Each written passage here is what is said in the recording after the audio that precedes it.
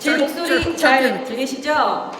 네, 이제 좀 본격적으로 인사드리고 시작해야 될 시간이 된 것 같습니다. 연말이라 굉장히 다들 바쁘실 텐데 오늘 귀한 시간 내어주셔서 진심으로 감사드리고요. 먼저 인사드리도록 하겠습니다. 저는 오늘 1부 문턱 없는 공동체 토론회와 2부 소통마당 사회를 맡은 협동조합 커뮤니티 플랫폼 이유의 임민아라고 합니다. 반갑습니다.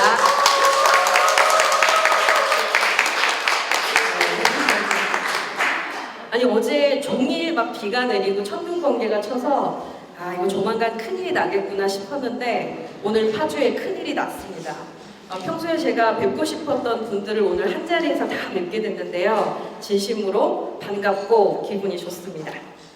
오늘 특히 또 멀리서 오신 분들 얼굴이 눈에 띄는데요. 저기 성남에서 오늘도 많이 오셨고 의정부에서도 오시고 수원에서도 이렇게 오셨습니다.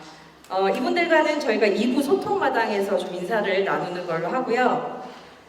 저는 경기도 부천에서 오랫동안 활동을 하다가 2020년도 5월에 파주로 전입을 했습니다. 제가 한 3년 정도 임사장이 간다 외치면서 마을 곳곳을 누볐더니 이젠 어딜 가도 친근하게 저를 보면 임사장 하고 불러주십니다. 우리 천우김 대표님도 늘 그렇게 불러주고 계시죠. 사실은 그렇게 오랫동안 살던 지역을 떠나서 새로운 지역에 정착하는 일이 사실 쉽지는 않은데요. 제가 파주에 아주 빠른 속도로 정착하는 것을 보면서 주변에 계시는 분들이 확실히 마을 공동체 활동하는 사람들은 다르다라는 말씀을 많이들 해주십니다. 이렇게 낯선 지역으로 이주한 주민들을 환대하고 손 내밀고 그리고 끌어안고 따뜻하게 맞이해주는 사람들. 저는 바로 여기 계신 분들에게 해당하는 이야기라고 생각이 되는데요. 이 자리를 빌려서 파주에 잘 뿌리 내릴 수 있게 도와주신 모든 분들에게 감사하다는 말씀 전하고 싶습니다. 진심으로 감사합니다. 제가 문턱 없는 공동체 실험실을 만난 건 지난 3월이었습니다. 우리 김광선 주무관이 무정산 공모 사업을 진행하려고 하는데 그 과정을 영상으로 좀 담아줄 수 있겠냐라고 제안을 했었어요. 제가 무슨 사업이냐고 다시 한번 물어봤었습니다. 그랬더니 사회적 기업이 기금을 내고 그 돈으로 마을 공동체가 다양한 실험을 하게 된다는 겁니다. 그리고 사회적 기업이 마을 공동체를 위해 기금을 낸다는 것, 게다가 전문가들이 붙어서 공동체 활동의 사회 성과를 측정한다는 것. 사실 이 두 가지 이야기만으로도 사실 저는 호기심이 발동을 한 거죠. 마을 공동체가 현장에서 느꼈던 갈증을 해소할 수 있을 것만 같은 느낌이 들기도 했습니다.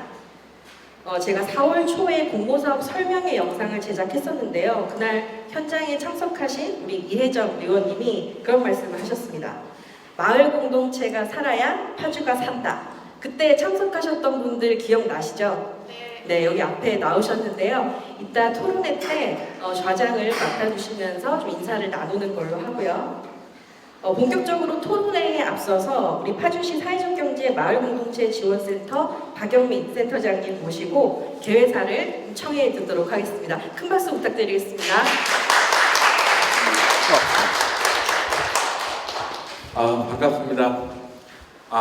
우리 사회적경제 마을공동체 지원센터 센터장 맡고 있는 박영민입니다. 일단 이렇게 문턱 없는 실험실 이런 것들 토론회를 열 수 있게끔 우리 경기도 마을공동체 지원센터 예산으로 하는 거라 네, 우리 이정호 본부장님께 감사를 드리고 감사합니다. 안 왔어요? 한일 팀장님, 죄송합니다. 이정호 본부장님 안 왔어요? 오케이. 네.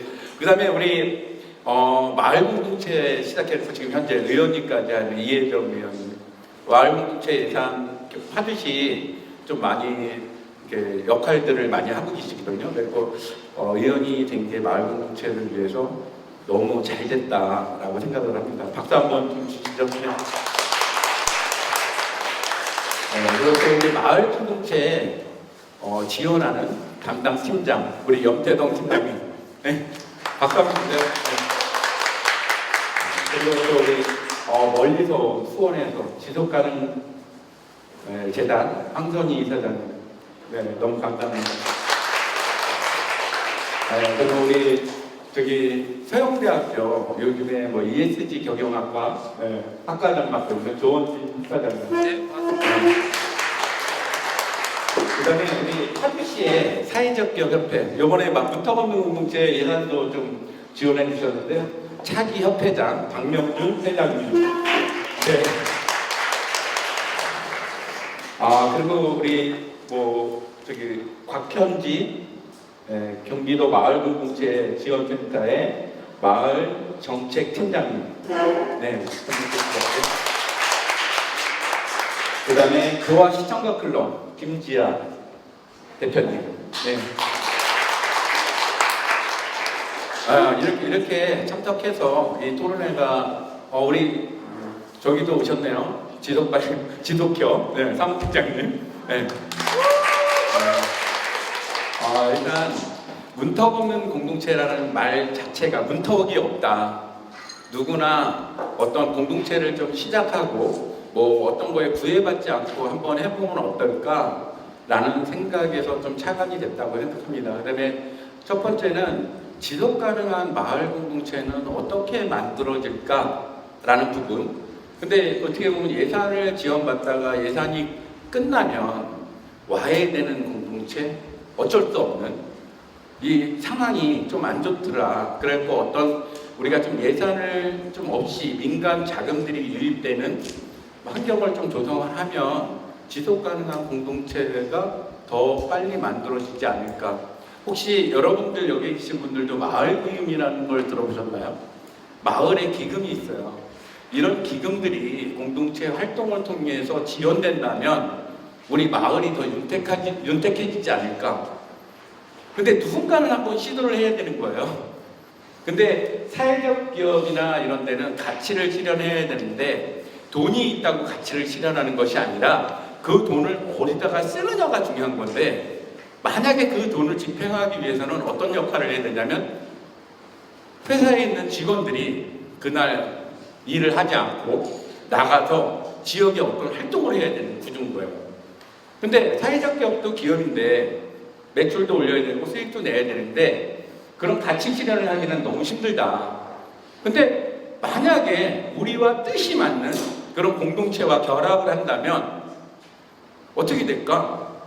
그러면 사회적 기업은 가치를 실현하고 공동체는 예산하고 상관없이 그 예산을 받아서 활동하는데 완전 정말 자유롭게 하지 않을까? 그리고 민간 자금이니까 꼭 정산을 보지 않아도 되지 않을까? 그래서 부정산이라는 개념이 적용이 돼요. 그리고 파주 관내에는 어떻게 보면 수많은 중소기업이라든지 대기업이 있습니다. 그리고 중견기업들이 어떤 지역사회에 무언가를 하려고 하는데, 아니면 대기업이 뭐 사회공헌 팀이라든지 이런 데서 지역사회에 무엇을 하려고 하는데 직원들이 활동하기는 되게 힘들거든요. 그래서 그게 어떤 공동체와 결합을 한다면 너무 좋지 않을까라는 부분. 그래서 한 가지는 그냥 공동체 활동을 우리 이런 활동을 뭐 이런 활동을 했어요. 이런 걸로 그분들의 설득이 부족하다. 그래서 공동체 활동을 통해서 나타나는 지역사회에 미치는 영향을 한번 평가해보자. 그거를 화폐 단위로도 한번 바꿔보고.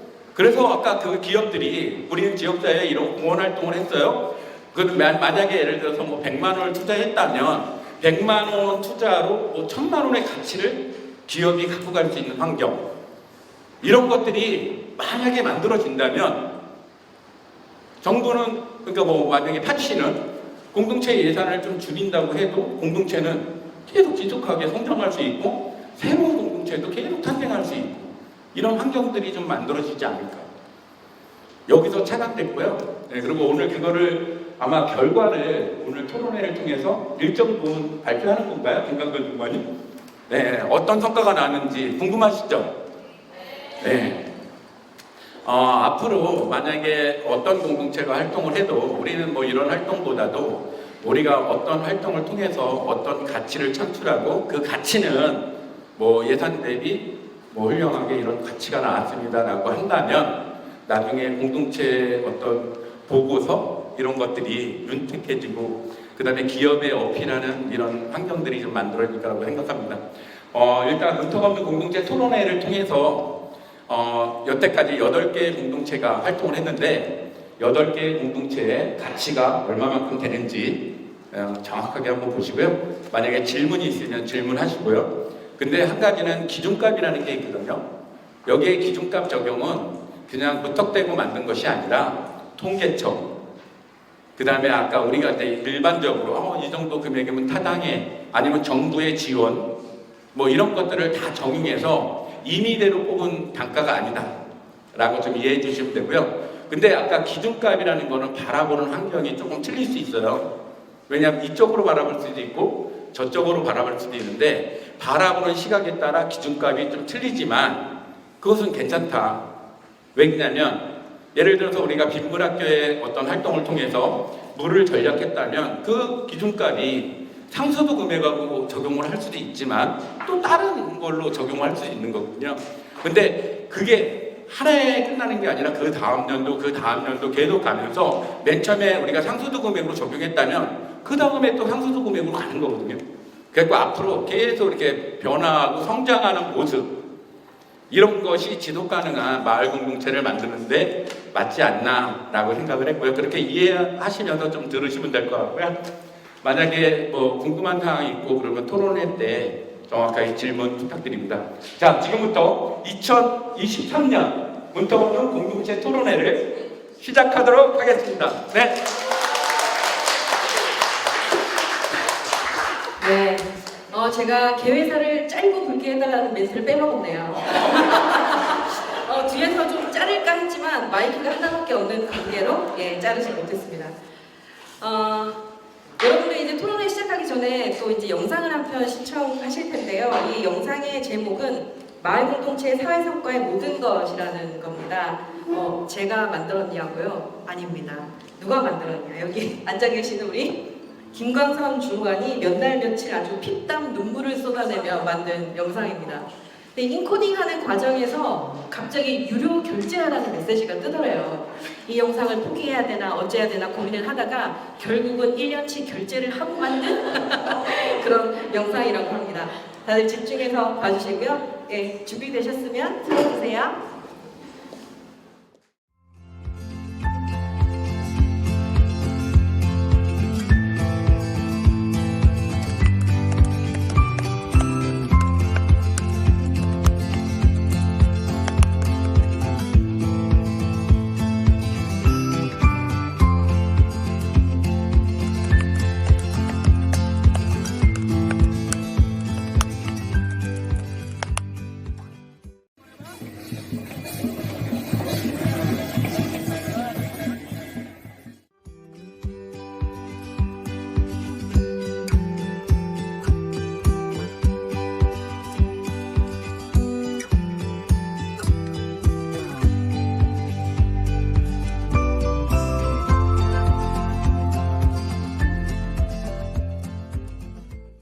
그래서 김중배가 내면은 다이아 반지에 두 눈이 뒤집혔더니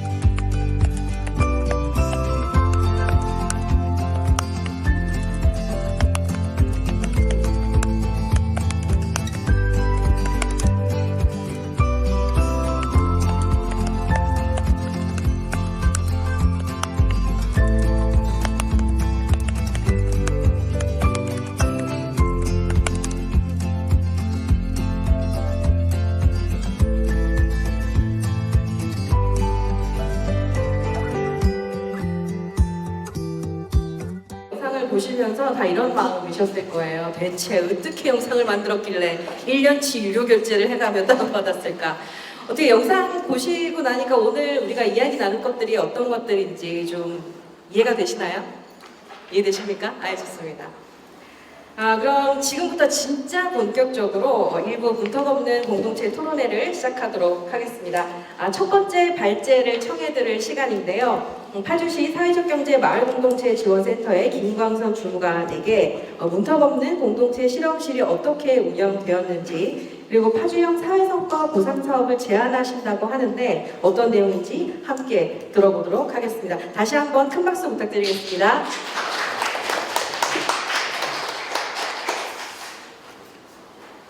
네, 안녕하세요. 파주시 사회적경제 마을공동체 지원센터에서 마을공동체 지원 업무를 담당하고 있는 김광선 주무관입니다. 다시 한번 인사드리겠습니다. 이제 앞으로 활용을 할 것인가에 좀 집중해서 이야기를 하는 시간이어가지고 이제 8개 공동체가 참여해서 이 실험실 활동을 했는데요. 이것에 대해서 어떤 활동을 했었는지 막 세세하게 말씀을 드리기보다는 좀 오늘의 주제에 맞는 그런 내용들을 좀 중점적으로 진행을 해드리도록 하겠습니다. 네, 일단은 이 실험실에 대한 고민은 일단 마을공동체 활동을 마을공동체가 뭐야? 라고 물어봤을 때 한마디로 쉽게 정리가 잘 안 돼요. 뭔가 알 것 같지만 한마디로 설명을 하기에는 빼놓는 것도 너무 많고 다 설명이 안 되는 느낌도 있고, 그래서 설명이 잘 안 되는 스펙트럼이 굉장히 넓은 영역이 마을공동체라고 생각을 하는데요. 그랬을 때 우리가 마을공동체 활동을 하면서 이제 몇 가지 의문이나 질문, 과제, 알쏭달쏭한 이런 것들, 고민들을 안게 되는데, 그런 것들이 대체로는 저런 거거든요. 마을공동체 활동 그거 뭐야? 라고 이야기하면 자기네들끼리 모여가지고 그냥 밥 먹고 노는 거 아니야? 하고 싶은 거 하면서 취미 활동하는 거 아니야? 동아리 같은 거지 라고 생각하시는 분들이 굉장히 많습니다. 그리고 음면이나 이런 이제 어르신들이나 이런 분들, 그리고 이제 컴퓨터하고 이렇게 가깝지 않으신 분들은 활동을 하면 좋겠다, 활동력이 있으신 분들은 그런 생각을 굉장히 많이 하시지만, 이 활동을 뭔가 보조금 사업에 얹어가지고 지원받으면서 이어가려고 했을 때는 서류도 작성해야 되고 전산도 해야 되고 이런 것들이 굉장히 어렵게 느껴져요. 그래서 그냥 내 돈 들여서 하던지 하지 않던지, 그냥 이런 이제 마을에서의 자연스러운 욕구나 필요들이 그냥 그 과정에서 그냥 소멸되는 경우가 굉장히 많거든요. 그리고 우리가 인근에 있는 시군의 사례를 좀 보면 아시겠지만, 정치적 판단에 따라서 하루아침에 지원이 100에서 0으로 끊어지는 경우가 실제로 많이 있었죠. 그런 일이 있을까라고 생각을 하지만 실제로 지금 벌어지고 있거든요. 그랬을 때 마을에서의 생활은 계속되고 마을에서의 필요는 계속되는데, 그랬을 때 뭔가 마을 공동체를 지속하고 자립해서 해나갈 수 있는 방법이 필요하다, 방안을 마련하는 게 필요하다라고 하는 것이고, 그렇다고 하면 우리 마을 공동체는 정말로 아무것도 없는, 무언가 이렇게 잡을 수 있는 게 없는 그런 좀 아무것도 아닌 무형의 것인가? 라고 하면서 우리 활동의 성과라고 하는 것들을 조금 보여줄 수 있는 방법은 없을까? 이제 이런 고민들에 마주하게 되는 거죠. 그래서 이런 고민들로부터 실험실은 출발하였다라고 좀 말씀드리고 싶습니다. 그래서 순서는 이렇게 좀 진행이 될 거고, 포커스는 성과 측정에 대체로 맞추어서 설명을 좀 드리도록 하겠습니다. 실험실 개요는 저희가 이제 이 실험실을 공식적으로 준비하는 기간 말고 띄워가지고 설명회 하고 공고하고 마무리 짓고 이런 거 이제 4월에 시작을 했고요. 지금이 12월이잖아요. 사업기간 4월부터 12월까지고, 공동체들은 5월 12일부터 9월 15일까지 4개월 활동을 했습니다. 그래서 사업의 형태는 그냥 일반적으로 우리가 주민제약 공모사업 하는 거하고 크게 다르지 않아요. 그런 활동들이었고, 지원 규모는 총 800만 원. 이 실험실이 굉장히 많은 회자가 되고 그랬는데 정말 예산이 800이라는 것이 놀랍습니다. 800만 원이고 8건. 그래서 8공동체를 선정해서 100만 원씩 저희가 드리고 실험을 시작했습니다. 참여 대상은 가급적이면 조금 더 쉽게 진입하실 수 있도록 하기 위해서 파주시에 거주하는 것뿐만 아니라 직장이라든지 학교라든지 여러 가지 이해관계, 단체 활동이라든지, 그래서 생활권자로 구성된 3인 이상이면 그렇게 꾸려진 공동체면 된다라고 말씀드렸고, 이것은 이제 관내 사회적 기업, 지혜산업하고 한마음희망나눔센터에서 두 곳에서 지원금을 이제 주셔가지고 사업을 시작하게 됐습니다. 그리고 옆에 보면 실험실 운영 체계는 저희가 문턱없는 공동체 실험실, 여기 실험실 성과자료집에도 보면 이제 그 발간의 글도 저희가 기획단이라고 했는데, 기획단에서 이제 운영을 쭉 해왔거든요. 그래서 기획단에서 사업을 두 가지 갈래로 진행을 한 거죠. 하나는 공모사업을 운영을 했고, 또 하나는 그 공모사업 운영에 대해서 사회성과를 측정하는 작업을 두 가지 영역으로 사업을 좀 진행을 했습니다. 그래서 이 실험실은 좀 주목할 지점들이 몇 개가 있는데요. 첫 번째가 사회적 경제하고 마을 공동체가 마을에서 손을 잡았다는 것입니다.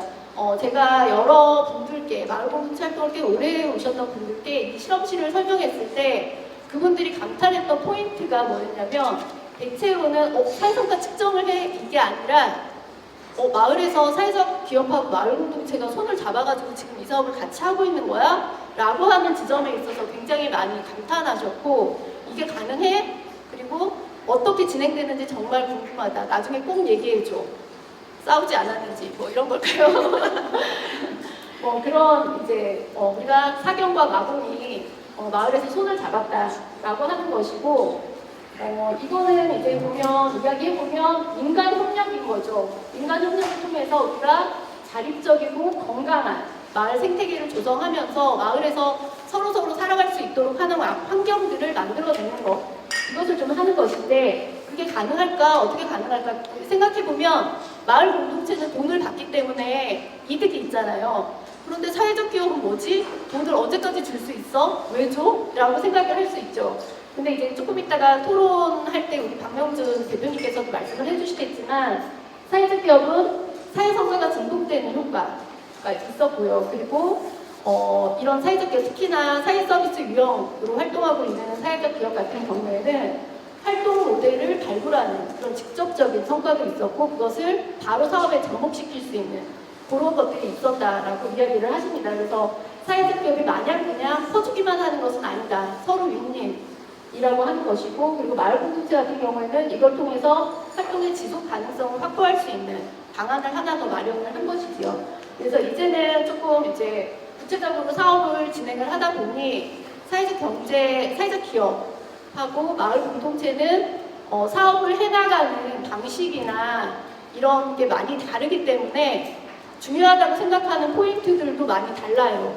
그런데 그게 이제 서로 그냥 이제 친분으로 이해하고 이런 것이 아니라 실제로 사업을 같이 해나가면서 서로에 대한 이해가 사업을 같이 진행해 나가는 속에서 높아지는 것이 굉장히 중요하다. 그래서 그것들이 서로에게 자산으로 쌓여야 그 다음에 협력할 수 있는 토대가 된다라고 하는 것이고, 이번에 실험실에서는 사회적 기업이 돈만 낸 것이 아니라 아까 말씀드렸던 실험실 기획단 안에 같이 들어와서 처음부터 계획부터 운영까지, 그리고 나중에 성과 측정까지도 같이 해나가는 그런 과정들을 통해서 일치력이 굉장히 높아졌다라고 하는 것이 큰 성과라고 좀 말씀을 드릴 수 있을 것 같습니다. 그래서 되게 사회적 경제하고 마을 공동체가 되게 친한 것 같지만, 들여다보면 또 약간 또 아닌 측면도 있고, 그런데 그런 좀 가깝고 먼 사이 이제 그만하고 이제 진짜 친해지자, 그리고 진짜 친해질 수 있을 것 같다라고 하는 좀 그런 지점들이 주목할 점 중에 하나이고요.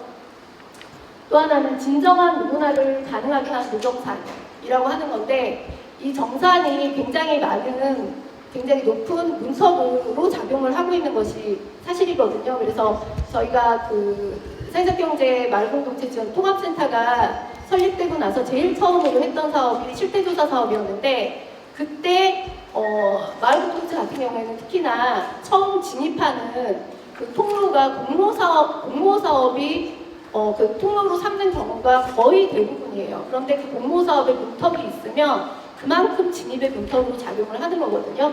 그래서 그런 부분들에 대한 무정산이라고 하는 것이 그냥 단순한 어떤 장치를 하나 없앤 것이 아니라 누구에게나 이게 열려있는 그런 공모사업이라고 하는 그런 지점들을 실현시켜 줄 수 있겠다라고 한 것이고, 보면은 공동체 활동을 할 때 뭔가 그런 공모 사업적으로 이렇게 점검을 하면서 형식적으로 있었던 그런 문턱들을 한번 없애본 거고, 그러다 보니까 정산에 많은 에너지를 지금 어떤 선생님 조금 전까지만 해도 영수증 붙이다가 왔다고 이렇게 말씀을 하시는 분이 계셨는데 그런 에너지를 활동에 집중할 수 있는 그런 구조였던 것이고 그 안에서 사회적이고 발전적인 활동 모색이 가능했다. 그래서 우리가 이렇게 측정하려고 했던 사회 성과라고 하는 측면에 있어서도 더 높은 것들을 좀 낼 수 있었다라고 이야기를 하는 거고 이런 것들을 보면서 정부에서도 마을 공동체를 활성화시키기 위해서 뭔가 이렇게 지원들을 계속 해나가고 있는데 그런 공모사업에서 가급적이면 똑같은 돈을 들이더라도 훨씬 높은 효과를 내면 좋잖아요. 그런데 우리가 실험실을 통해서 무정산을 해보니 그렇더라 라고 하는 지점들이 분명히 발견이 되었고 그렇다라고 하면 이것도 정부 보조금 사업에 적용시킬 수 있는 부분들은 적용시키는 것이 좋지 않겠나라고 하는 제안을 이제는 근거를 가지고 좀 할 수 있게 되었다라고 하는 지점입니다. 그래서 이게 정산이 너무 힘들어요. 정산을 없애주세요. 정산이 없었으면 좋겠어요. 간소화시켜주세요. 라고 하는 그냥 어떤 참여자들의 바램 이것이 아니라 실제로 정산을 없애니까 이렇게 효과들이 실제로 이 사업의 활성화를 통해서 나타내고자 했던 효과들이 훨씬 더 많이 나오는 것이 보여지지 않느냐. 그러니 이렇게 가는 것이 좋지 않을까라는 효과로 우리 주장을 좀 필요성을 입증해 볼 수 있게 되었다라고 하는 말씀 좀 드리는 거예요. 예.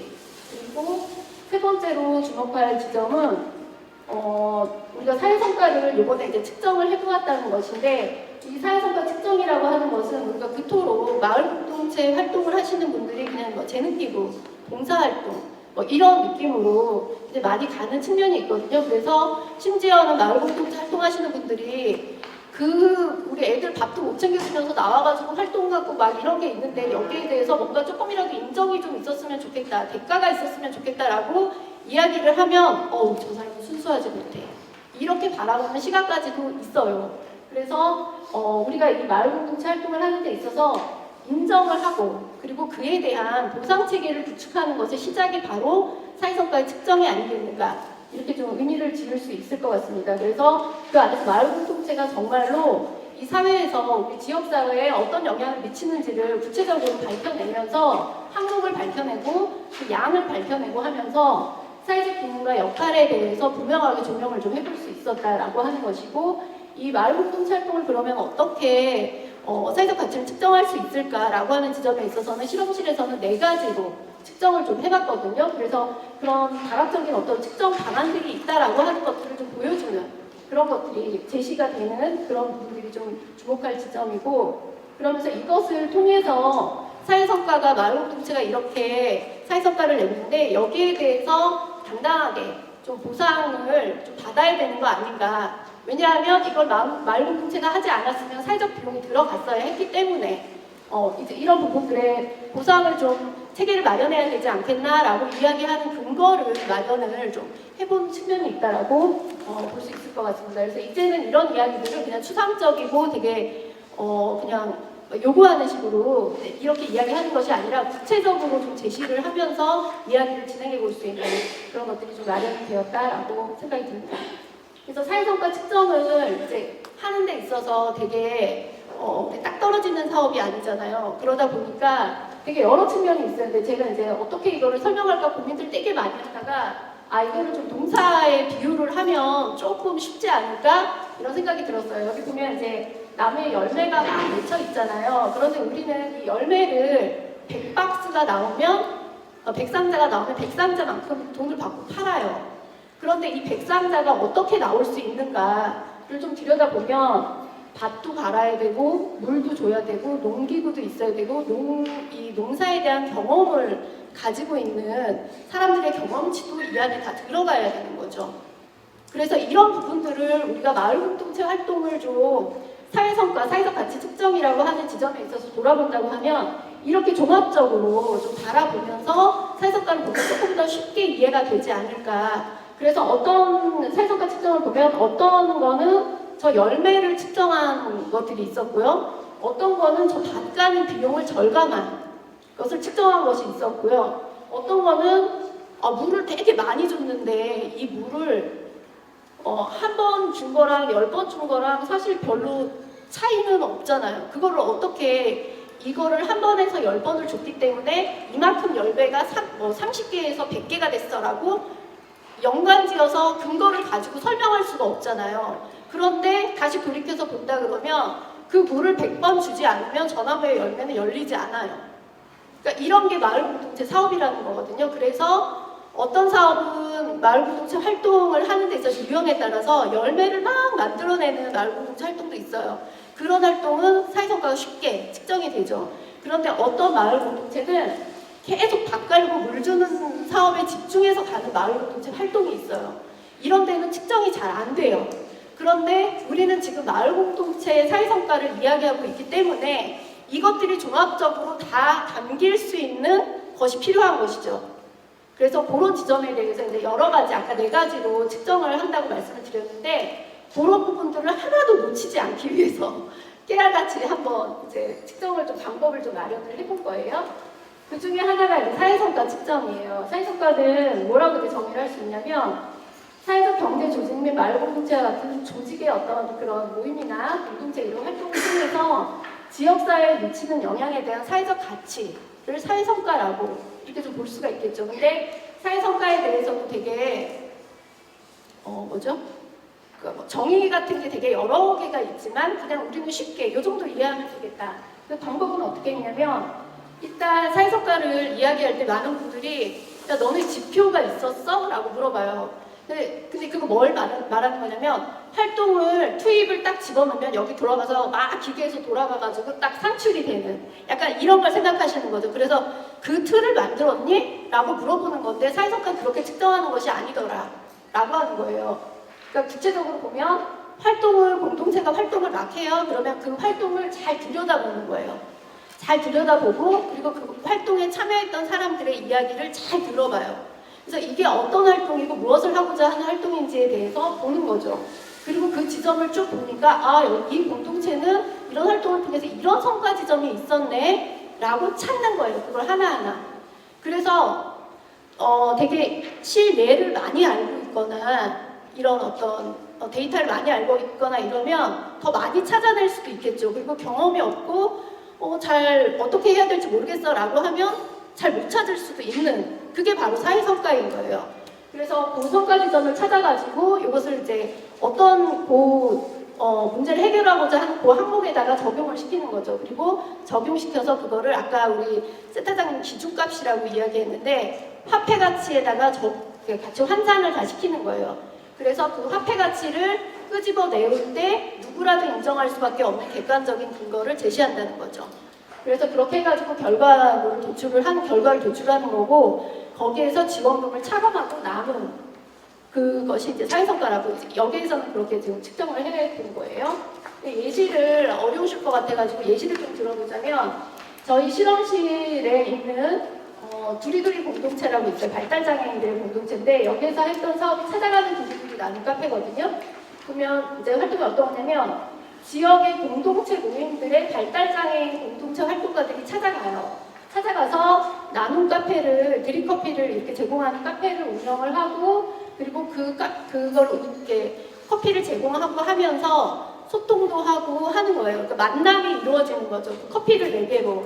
그래서 이런 활동들을 한 건데 이제 여기에서 보니까 활동을 들여다보면서 여기에서는 그러면 어떤 사회성과를 찾을 수 있을까 들여다보니까 장애인식이 개선되는 성과가 있을 수 있었겠구나. 만남을 통해서 발달장애인들은 저런 거 하나도 못한다고 생각했는데 와서 주문도 되게 친절하게 잘 받고 그리고 주문을 받아가지고 가서 커피를 했는데 커피도 되게 맛있고 그리고 그 커피를 배달해 줄 때 이 사람은 아이스고 이 사람은 뜨거운 커피인데 그거를 헷갈리지 않고 잘 제자리에다가 배달을 잘 해주기도 하고 커피가 너무 맛있어요 이렇게 이야기하면 고맙습니다 라고 이렇게 하는 의사소통이 너무나 충분히 잘 되는 이런 과정들을 실제로 경험하면서 장애인들에 대한 인식이 개선되는 거예요 실제로. 그리고 장애인분들도 나는 아무것도 하지 못하고 누군가가 돌봐줘야 되는 누군가가 갖다 줘야만 먹을 수 있는 이런 사람이라고 자신의 가능성에 대해서 잘 몰랐는데 실제로 정상인들하고 비장애인들하고 이야기들을 하면서 이런 것들 내가 충분히 해냈다라고 했을 때 자신감이나 만족감이 확 높아지는 건데 이거는 장애인 당사자가 가지고 있는 장애인식이 개선되는 거거든요. 그래서 이거를 보면 만남을 통한 인식 개선 효과가 있었는데 이거를 장애인 인식 개선을 하기 위해서 우리가 흔히 교육을 하잖아요. 교육을 할 때 비장애인이 비장애인한테 교육을 하는데 철저하게 이제 장애인 대상화되는 건데 비용을 보면 장애인 인식 개선 교육 직무 교육비라고 하는 비용이 아예 책정되어 있는 게 있어요.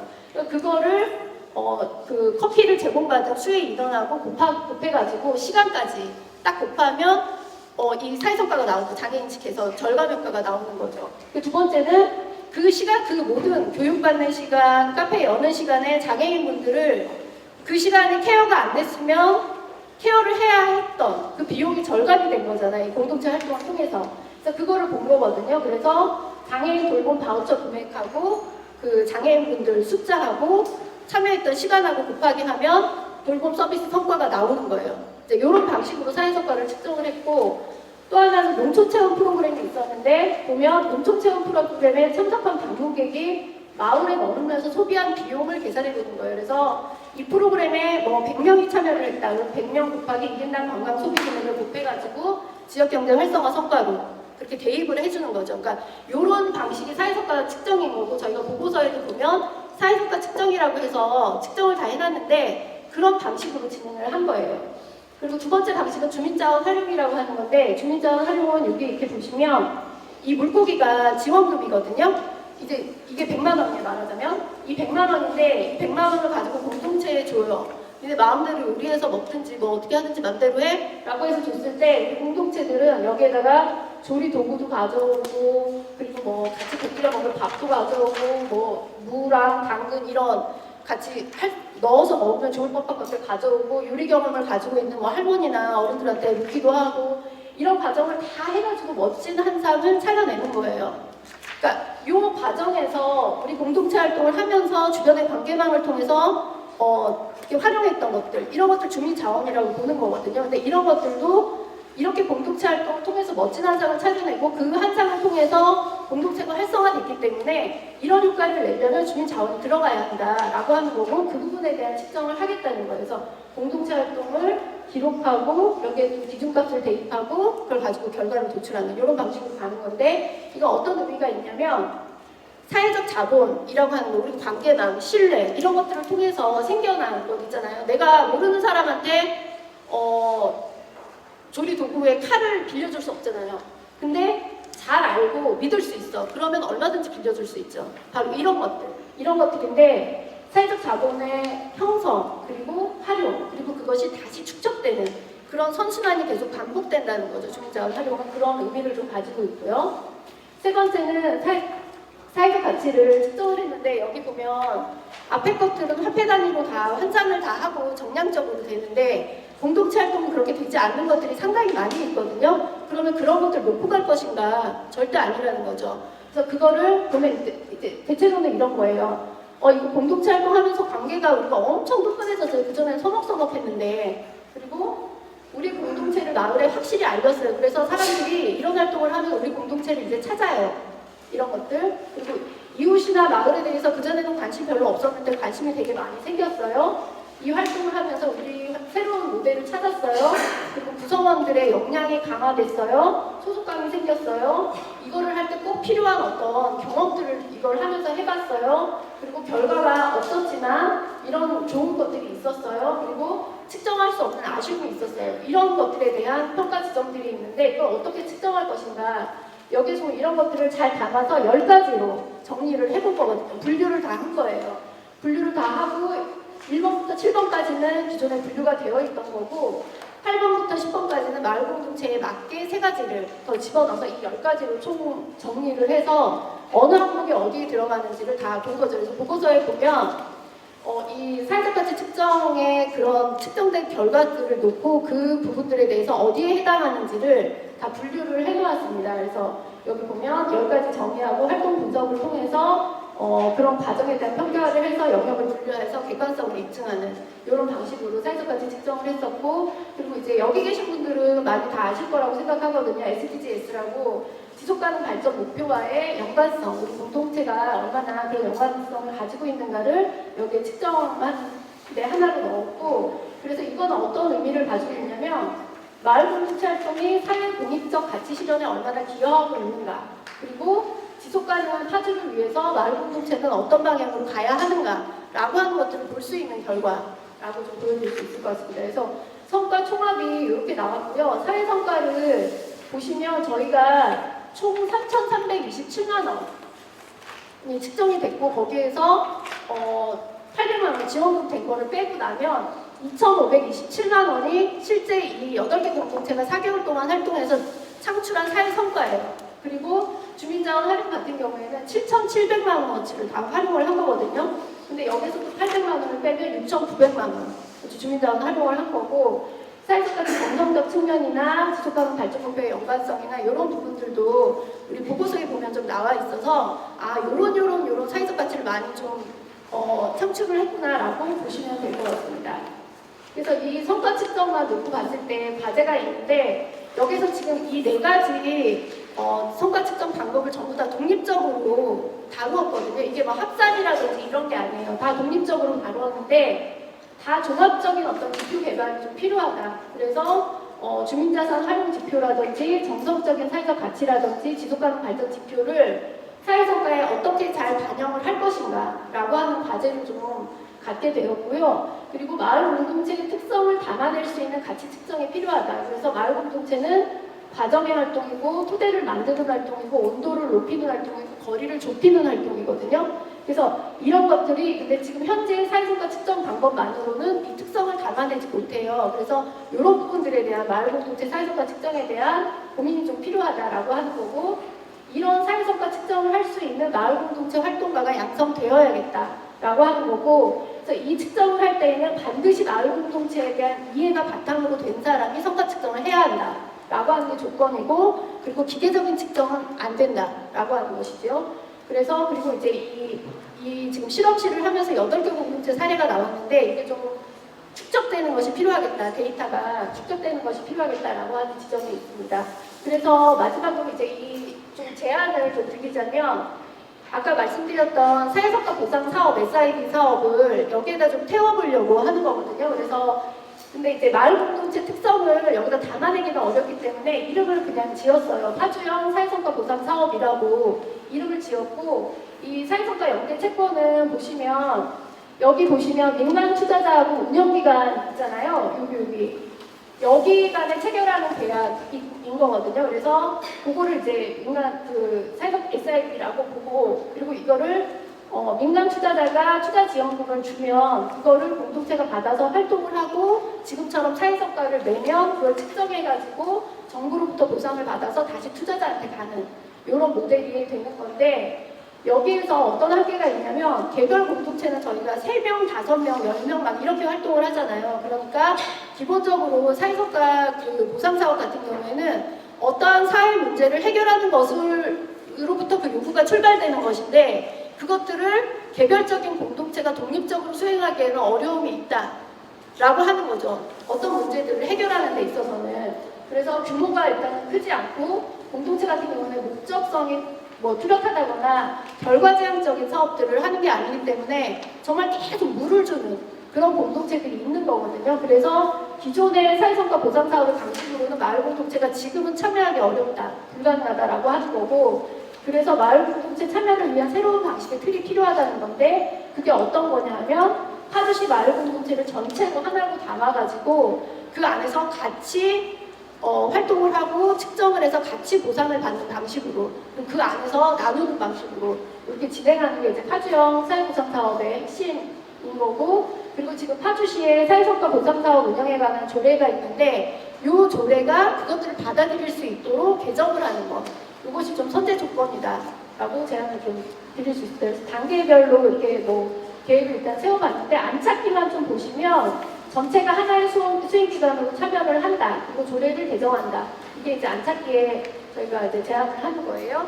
그래서 마무리하자면 이제 많은 분들이 시즌2 어떻게 할 거냐라고 이야기를 하는데 시즌2는 이 실험실을 좀 더 심화시키고 좀 더 확장시키는 이런 것이 되어야 하고 그럴 수 있는 방안들을 모색해야 하고 그리고 이게 정말 필요하다라고 하는 시민공감대가 형성되는 것이 굉장히 많이 필요하다.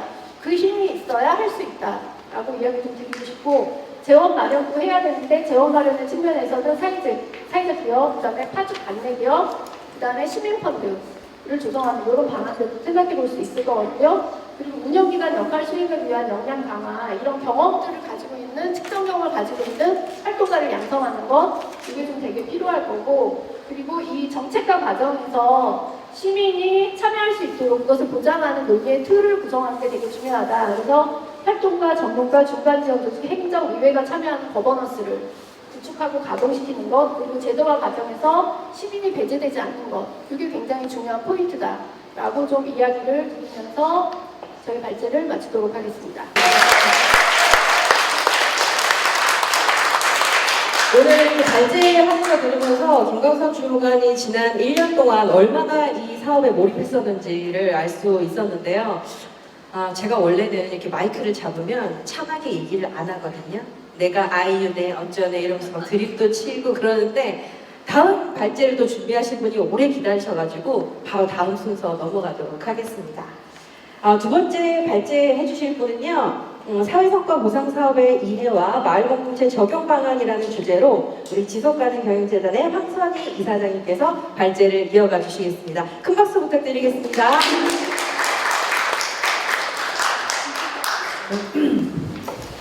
일어나서 하도록 하겠습니다. 제가 이제 수원에서 왔고요. 파주에 올 때마다 또 설레는 마음이 있어요. 왜냐면 저희 본적지가 파주 아동동 산 22분지거든요. 저희 남편은 파주에서 태어났고 저희 이제 시부모님들이 좀 장단이 고향이신데 지금은 또 이제 정강에 가는데 저희 딸이 지금 운정에 살고 있어서 파주에 오는 게 남의 동네 오는 것 같지 않습니다. 어쨌든 반갑습니다. 제가 오면서 그런 생각을 했었죠. 파주는 대단하다. 이제 지리적으로 봤을 때는 이렇게 북한하고 가깝잖아요. 수원에 온 거보다 북한이 더 가까운 파주인데 그런 어떤 여러 가지 지역적 특성이 있는데 이 지역에서 참 이런 역동적인 그런 활동을 끊임없이 이렇게 해낸다는 게 저는 제가 2011년에 경기복지재단에 사회기업 지원단 할 때, 지원 단장 할 때 우리 박영민 센터장님을 처음 만났는데 그때도 제가 좀 파주를 좀 자주 왔죠. 네, 정말 대단하다. 사람 한 사람이 어떤 역할을 하냐에 따라서 지역이 달라진다는 그런 생각을 했는데 이제 그런 어떤 좋은 바이러스가 많이 이렇게 확산이 되고 사회적 공동체, 사회적 기업들과 사회적 공동체들이 지역 마을 공동체들이 이렇게 협업해서 뭔가를 이뤄낸다고 하는 게 대단하다는 생각이 좀 들었습니다. 그래서 제가 파주 이렇게 하면서 저희가 이행시를 한번 해보려고 여러분 띄워주시죠. 파란 희망이 보이는 파주입니다. 주.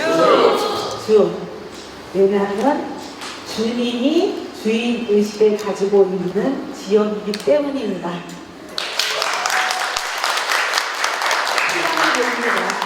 지금 파주에서 시작돼서 다른 지역에까지도 이렇게 같이 정말 불안한 시대에 살고 있는 지속 가능하지 못할 것을 걱정하는 이 시대에 지속 가능한 마을, 지속 가능한 사회, 지속 가능한 국가를 만들어가는 시발점이 될 거라고 하는 기대를 가지고 제가 준비한 내용들을 해보겠습니다.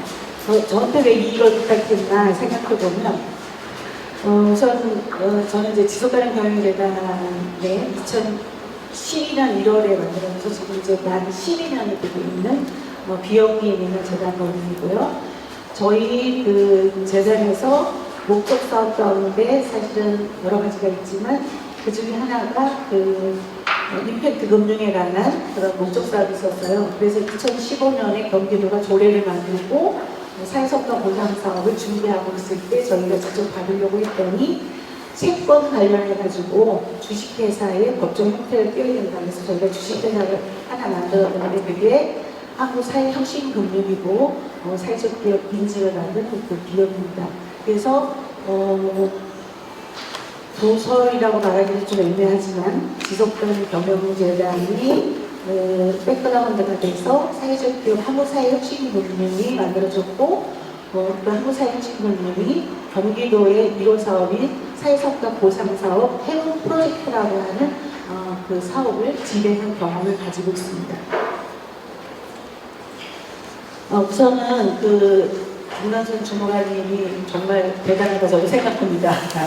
우리 가정 중에 이렇게 소통도 좀 하고 이렇게 하면서 앞부분 이제 이 마을 공동체 사업을 어떻게 하면 사회성과 보상사업 SIB로 담아볼 건가라고 하는 그런 고민하면서 이제 저를 불러주시는 것 같아서 저는 전체적으로 임팩트 금융의 개념 그리고 그 중에 하나인 SIB의 개념 그리고 이 SIB 사업에 접합한 아이템들이 뭔지 그 다음에 여러분들이 지금 올해 4개월 6개월 동안에 그런 어떤 과정을 거쳐서 해줬던 사업들이 이후에 2기에 하게 된다고 한다면 어떤 식으로 가게 될 건가라고 하는 것들을 고민해 보실 수 있는 그런 카드를 던지는 시간으로 그렇게 생각하도록 하겠습니다.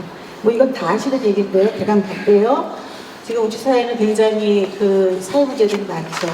이거 지자체들 다 똑같다고 생각합니다. 이미 228개의 지금 전국 지자체들이 있는데 그 중에 118개 정도가 소멸될 우려도가 있다라는 그런 걱정이 되고 제가 파주를 찾아보니까 파주도 거기에 중간 정도에 속해 있더라고요. 소멸될 수도 있고 되지 않을 수도 있는데 소멸이 되지 않는다라고 하면은 아마 여러분들이 지금 사업하신 이런 지역 공동체 이런 사업들을 잘 엮어내시고 한다고 한다면 사회적 자본이 축적되는 마을로서 또 이 지역의 기업들이 찾아오는 이런 도시가 지역이 되면서 지역가는 그런 도시로 모델이 되지 않을까라고 하는 생각이 듭니다. 다양한 이런 그런 우리가 고민들이 있는데 특히 이제 여기에 양극화 그다음에 공동체 파괴 지금 여러분들 공동체를 살리겠다고 하시는 거잖아요. 그리고 이제 이런 문제들을 해결하기 위해서 정부가 지금 복지 예산을 엄청 많이 쓰고 있죠.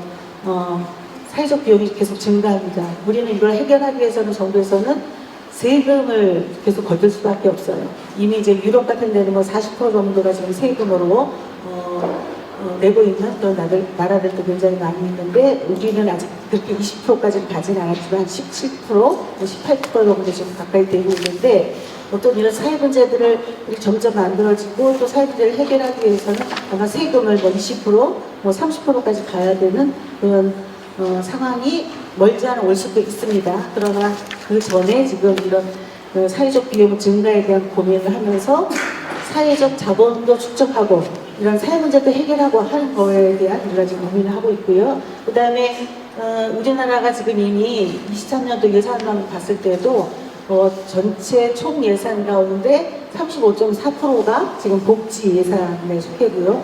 파주 같은 경우는 39%가 조금 넘게 나오더라고요. 경기도도 지금 한 거의 39% 정도 지금 사회복지 예산으로 지금 책정되고 있습니다. 이런 가운데 이제 고민이 많은 거죠, 지자체들이. 근데 문제는 점점 많아지고 또 그 해결에 대한 니즈는 점점 많아지는데 이미 이런 것들을 해결하기 위해서는 시장 한계가 있습니다. 시장, 서비스도 지금 서비스 시장에 내놔봤더니 서비스가 잘 원활하게 만족도가 높지 않고 또 여러 가지 또 시장은 이윤을 남겨야 되는 상황에서 시장의 한계, 그 다음에 국가 정책도 지금 여러 가지 정책들이 굉장히 많이 쏟아내고 있지만 그런 국가 정책도 한계가 있고 그 다음에 이제 기존 복지 사업을 통해서 이런 사회 문제를 해결하려고 하지만 기존 복지 체계에서도 많이 한계를 가지고 있다라고 이렇게 보여집니다. 그래서 많은 사람들이 이제 고민을 하죠. 뭐냐면 경제적 가치와 사회적 가치를 추구할 수 있는 것들, 공동체를 기반해서 사회 문제를 해결할 수 있는 그런 새로운 비즈니스 모델은 없을까? 또 이제 장기적이고 그다음에 지속적인 관점에서의 그런 운영이 가능한 것들은 없을까? 또 그러면서도 투명성과 자율성을 보장할 수 있는 것들이 없을까라고 생각을 하면서 새로운 어떤 금융체계, 이윤만을 추구하지 않는 사회적 가치와 경제적 가치를 좀 고민하는 새로운 금융체계가 필요하다라고 하는 인식들이 우리나라 이전에 벌써 이미 유럽에서도 일어나기 시작을 했고요. 그렇다고 하면 간단한 말씀드리면 사회적 목적과 적정한 투자 수익도 나누면서 그 사회 문제도 해결하고 지속 가능한 사회를 추구할 수 있는 게 뭐가 있을까 생각해서 사람들이 고민하는 게 이제 새로운 금융체계 임팩트 파이낸스라고 하는 것입니다. 이게 지금 임팩트 금융이라고 하는 것을 정리해서 간단하게 말씀드리면 금융 활동을 통해서 사회적, 환경적 영향을 창출하고 지속가능한 발전을 촉진하는 이제 금융 분야를 임팩트 금융이라고 이야기하는데요. 이 임팩트 금융에 또 투자하는 사람이 있어야 되잖아요. 임팩트 투자의 정의는 뭐냐면 이익만을 추구하기보다는 인간과 환경을 보호하는 사회적 임팩트가 있는 곳에 투자하는 것을 의미합니다. 이제 우리가 어디다 투자한다면은 뭘 생각하나요? 이윤이 얼마나 나올까? 이자가 얼마지? 뭐 이런 거 생각하잖아요. 그러나 이제는 우리 지금 시대에는 임팩트 금융과 임팩트 투자에 관심 있는 사람들이 점점 늘어나고 있다라고 말씀을 좀 드릴 수 있을 것 같습니다. 이런 임팩트 금융의 이제 필요에 대해서는 이미 복지 사각지대를 해소할 수 있겠다라고 하는 기대가 있고, 자금의 선순환과 그다음에 지속 가능성을 확보할 수 있다. 그다음에 금리 뭐 아시죠? 뭐 이제 코로나 때 이제 또 작년에 올해 금융이 얼마나 돈을 많이 벌었는지, 그래서 그거를 뭐 일부 사회 환원해야 되지 않냐라고 하는 그런 얘기들을 하고 있는 그런 상황인데, 일단 기존 금융이 가지고 있는 여러 가지 한계를 극복할 수 있는 그런 것들을 필요로 하는 그런 상황에서 임팩트 금융의 필요성은 점점 더 확대되고 있다라고 말씀드릴 수가 있겠습니다.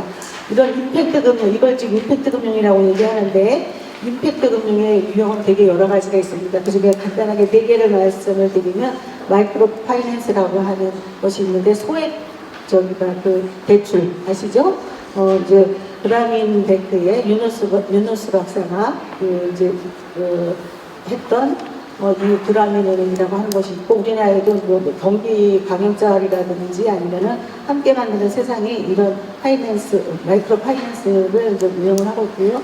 임팩트 투자 또는 융자를 하는 그런 조직들이 있는데, 아쿠만 펀드라고 그다음에 우리나라에서는 이제 한국사회투자라든지 크레디스라든지 이런 것들이 있는데, 이건 뭐냐면은 소외계층들한테 서비스를 제공하고 있는 사업을 갖고 있는 기업에 투자를 하는 거예요. 대상이 누구예요? 소외계층이잖아요. 그래서 이제 자금 문제에 있어서 일반 은행에서는 대출받기 어렵지만 이런 사회적 가치를 추구하고 있는 그런 기업들에게 투자를 한다든지 대출 융자를 한다든지 하는 그런 것들을 하고 있기에 이제 임팩트 투자라고 말씀드릴 수 있고요. 많이 들어보셨고 아마 여러분들이 직접도 뭐 투자를 하셨을 수도 있는데, 크라우드 펀딩이라고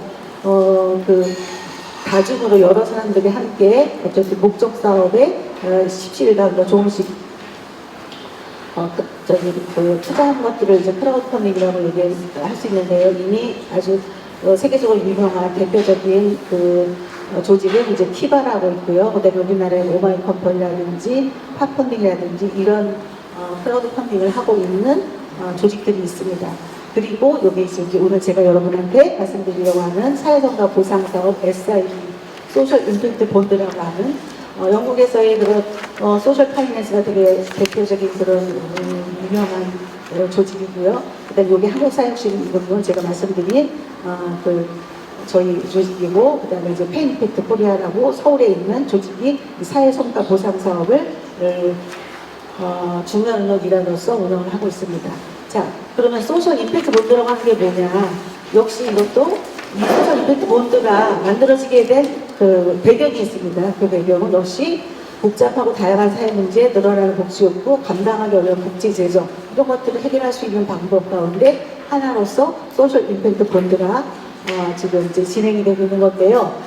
이런 게 어느 날 갑자기 뜬금없이 뚝 하고 떨어진 건 아니죠. 이미 1988년에 이제 이런 어떤 사회정책 채권을 통해 가지고 이런 것들을 제안하면서 사회 문제도 해결하고 또 여기 투자하는 사람들을 좀 보상해주는 뭐 이런 것들을 해보면 어떨까라고 하는 그런 제안이 있었고, 그 외에 또 영국의 영파운드라든지 그다음에 또 2006년에 아소카 재단, 그 아소카 재단이 이제 이런 것들을 좀 고민하고 뭐 이제 그 모델을 제시하기도 한 그런 과정을 거쳐서 2010년에 그 영국에 있는 그 소셜 파이낸스가 이런 지나간 거의 뭐 20년이 넘는 시간 동안의 그런 과정들을 좀 다듬어서 영국 법무부와 함께 세계 최초로 그 SIB 사업을 기획하고 2010년에 피터버러시에서 첫 SIB 사업을 개시하게 됐습니다.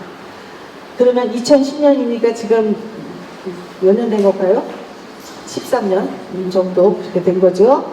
그러면 이 SIB 개념에 대해서 말씀을 드리면 사회 문제를 해결하는 데 있어서 선제적으로 해결하기 위해서 민간 투자로 공공사업을 수행한 뒤에 성과 달성 정도에 따라서 정부가 예산을 집행하여 자금 조달에 동참한 투자자에게 원금과 성과금, 인센티브를 지급하는 그런 방식입니다.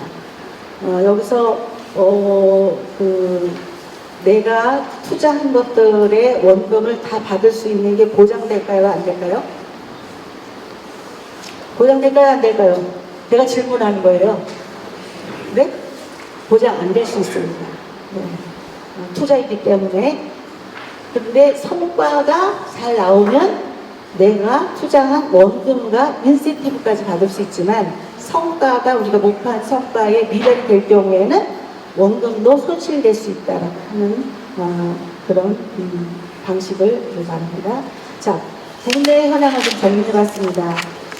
2010년에 아까 말씀드렸죠. 피터 브로시의 교도소에서 단기 수감자들의 재범률을 감소하기 위해서 이제 이 SIB 사업이 시작이 됐는데요.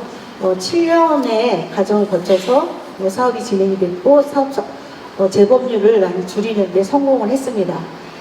지금 전 세계적으로는 38개국에서 286개의 사업이 이 사회성과 보상 사업이라고 하는 이름으로 진행이 종료됐거나 진행을 하고 있는 상황이고요. 평균 사업 기간은 좀 깁니다.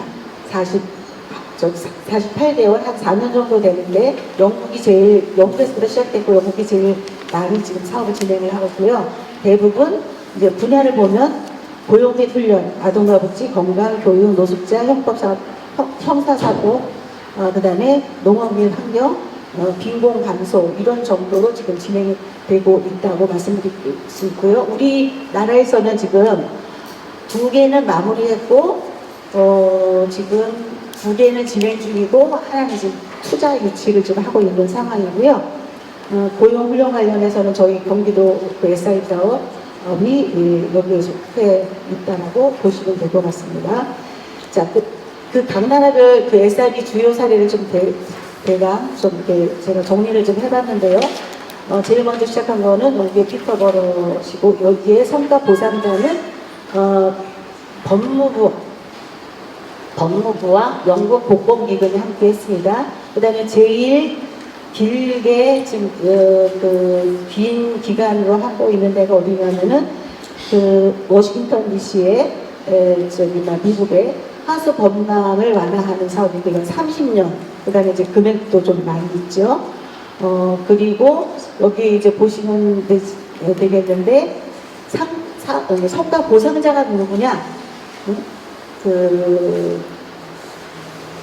봤을 때 꼭 정부이지만은 않다라고 하는 걸 조금 말씀을 드리고 싶어요. 로고드 재단이라고 하는 그런 재단이 될 수가 있고 또 보험회사 이제 네덜란드에서 진행했던 이거 암과 직장 스트레스 때문에 이제 암이 이제 발생하는 이런 사람들을 대상으로 이제 사전 예방 차원에서 이제 교육을 하고 이렇게 했을 때 보험회사 그러니까 암이 발생되면은 누가 그 보상금을 줘야 돼요? 보험회사가 내야 되잖아요. 그러니까 이제 그 보험회사가 이 SIB로 이렇게 담아서 해본 거예요. 이것 역시 이제 금액으로 따지면 이제 우리나라로 환산했을 때 10억 정도 되는 금액이고 여기에 필요 투자금은 8.5억이었는데 계약 기간은 3년 정도 됐습니다. 그런가 하면 대학이 성과 보상자가 돼서 이제 진행을 하는 그런 사례들도 있고 또 한 군데만이 아니라 여기 카메룬 같은 경우에는 기간은 한 5년 정도 되는데 백내장으로 인한 실명을 예방하기 위한 그런 사업을 SIB로 담으면서 재단들이 그 다음에 시력보호 관련 비정부 기구들이 이렇게 여러 가지 여러 단체와 기관들이 성과 보상자의 역할을 하는 그런 사례들도 볼 수가 있습니다. 요거는 이제 저희가 이제 이렇게 정리해서 만들어낸 건데요. 그래서 좀 의미를 가지고 수직 관계가 아니라 이제 좀 순환한다고 하는 의미에서 이렇게 원형으로 좀 정리를 다시 해봤습니다.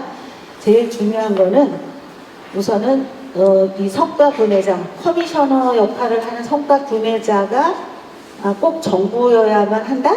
그렇지는 않습니다. 아까 보신 것처럼 뭐 재단 일부 저기 막 기업 재단이 될 수도 있고 또 아니면 이제 지역 사회에 특별히 이제 지금 여기 같은 경우는 파주 같은 경우는 또 이제 그 사회적 기업들이 그 재원을 내놔 가지고 이제 진행을 하게 됐는데 다양한 그 커미셔너가 들어올 수 있다. 그러나 어쨌든 운영기관하고 이제 계약이 있어야 되겠죠. 그래서 협약을 체결하고 체결한 다음에 운영기관의 가장 큰 역할은 뭐냐면은 뭘까요? 투자자를 유치하는 거예요. 이 사업에 예를 들어서 돈이 얼마 정도 들어가겠다 그러면 이제 그 금액을 민간 투자 아니면 기업 투자든 어쨌든 투자를 책임지고 유치를 해야 되는 그런 상황이죠. 그리고 이 사업을 적정하게 잘 수행할 수 있는 수행기관. 일반 복지에서는 위스타 관계에서 정부가 복지기관들한테 이제 수행을 맡기잖아요. 그런데 여기는 정부는 여기서는 수행기관하고 직접적으로 개입하지는 않습니다. 운영기관이 수행기관, 이 사업을 가장 적절하게 잘할 수 있는 수행기관을 선정하도록 되어 있어요. 그래서 수행기관을 잘 선정해야지만이 이 사업이 성공적으로 마무리되고 또 원금과 성과 보상금까지 받을 수 있으니까 수행기관 선정하는 게 굉장히 중요합니다. 그리고 이 수행기관은 직접적으로 우리가 계획했던 그 사업들을 수혜 대상들에게 서비스를 제공하게 되죠. 그리고 이제 이 평가기관이 이런 객관적인 그런 어떤 평가를 할 수 있는 그런 기능을 할 수 있는 평가기관을 선정하는데 이 평가기관은 보통 어떻게 하냐면 성과 구매자와 운영기관이 상호 협력해서 평가기관을 선정합니다. 왜냐하면은 만약에 정부 입장에서는 나중에 이걸 보상을 돌려줘야 될 상황에 성과 결과에 대해서 평가기관이 정부하고만 소통해가지고 정부에게 유리하게 평가를 정리하면 안 되겠죠. 그래서 반드시 이제 운영기관과 협업을 통해서 평가기관을 이제 선정하도록 그렇게 지금 이제 구조가 이렇게 짜여져 있다라고 볼 수 있는데요. 이 SIB 사업의 특징이라고 말씀드릴 수 있는데 뭐냐면 모두가 잘 되면 윈윈윈. 누가 손해를 보거나 누구만 이득을 보는 게 아니라 참여한 모든 사람이 윈윈할 수 있다라고 하는 그런 특성을 가지고 있습니다.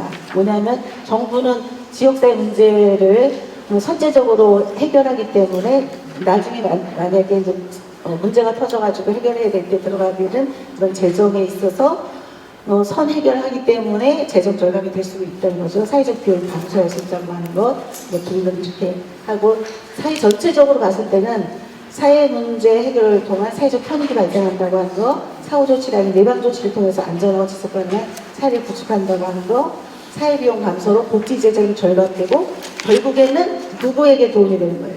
주민인 우리가 아까 이제 세수가 점점 사회 문제를 해결하기 위해서 세수를 거둘 수밖에 없는 상황이 될 때 이런 문제들을 이런 SIB 사업에 담아서 이렇게 해결한다고 한다면은 예를 들면은 100이 들어갈 거 사전에 이렇게 하면서 50이 들어갈 수도 있고 70이 들어갈 수도 있기 때문에 그만큼 세금을 덜 걷어도 되는 그런 결과를 낳게 되기 때문에 사회 전체 여기 참여할 주체자 모두가 다 윈윈하는 그런 사업이 될 수 있다고 말씀을 드릴 수 있을 것 같습니다. 그 SIB 사업의 이제 구조가 있는데요. 이 구조는 사업 운영기관에 운영비가 있고요. 사업 수행비가 있고요. 그 다음에 평가비가 있고 사회보상비가 있는데 사업 수행비 안에 수행기간의 비용까지 다 포함되어 있습니다. 대부분 일반적으로 이렇게 투자자한테 여기 들어갈 운영비하고 사업 수행비를 투자자가 이제 부담을 하기도 하는데 또 한편으로는 평가비를 투자자가 부담하는 걸로 그렇게 설계를 할 수도 있습니다. 아니면은 성과 구매자가 이제 지방정부가 평가비는 우리가 부담하겠다라고 하는 거 그렇게 할 수도 있고요. 그래서 결국은 성과 보상금하고 평가비는 성과 구매자가 부담하고 투자자들 부담해야 되는 투자 비용은 운영비와 사업 수행비다라고 하는 것을 좀 정리해서 말씀드릴 수 있을 것 같습니다. SIB의 특징은 아까 이제 말씀드린 내용들이 다 속한다라고 말씀드릴 수 있을 것 같고요. 여기서 이게 이해관계자가 되게 많잖아요. 복잡합니다. 만약에 이제 복지 쪽에서의 그런 어떤 사업을 진행할 때 위수탁 관계에 있어서는 위탁자와 수탁자 관계, 직선적인 그런 관계에서 해결할 수 있는 문제를 여기는 평가자도 있죠. 그 다음에 수행기관도 있죠. 운영기관도 있죠. 그 다음에 성과 구매자도 있죠. 그래서 이해관계가 조금 있어서 그 이해관계를 잘 원활하게 소통을 통해서 협업하는 이런 것들이 되게 그 특징이라고 이야기할 수 있을 것 같고요. 성과 중심의 평가를 통한 효율적인 공공 서비스 관리가 가능하다라고 하는 것들이 특징이라고 얘기할 수 있고, 그 다음에 투자자와 사업 성공이라는 자본시장의 논리를 이용해서 사회 문제를 해결. 그러니까 이제 대부분 이렇게 얘기하세요. 이게 또 만약에 성과 구매자가 지방 정부다 하면 지방 정부는 또 누구와의 관계가 있나요? 의회와의 관계 있어요. 지금 위원님, 파주 시의원님 와 계시는데 의회와의 그런 관계가 있기 때문에 의회의 동의를 거쳐야 되고 반드시 그 전에 조례가 있어야 되는 거고, 그 다음에 이게 단년도 사업이 아니잖아요. 그러다 보니까 이게 이제 지속적으로, 왜냐하면 거의 뭐 그해 세운 예산 그해 다 소멸하도록 되어 있는데 지금 4년, 3년 뭐 이렇게 가다 보니까 지금 이런 것들에 대한 의회의 동의와 협의가 있어야 됩니다.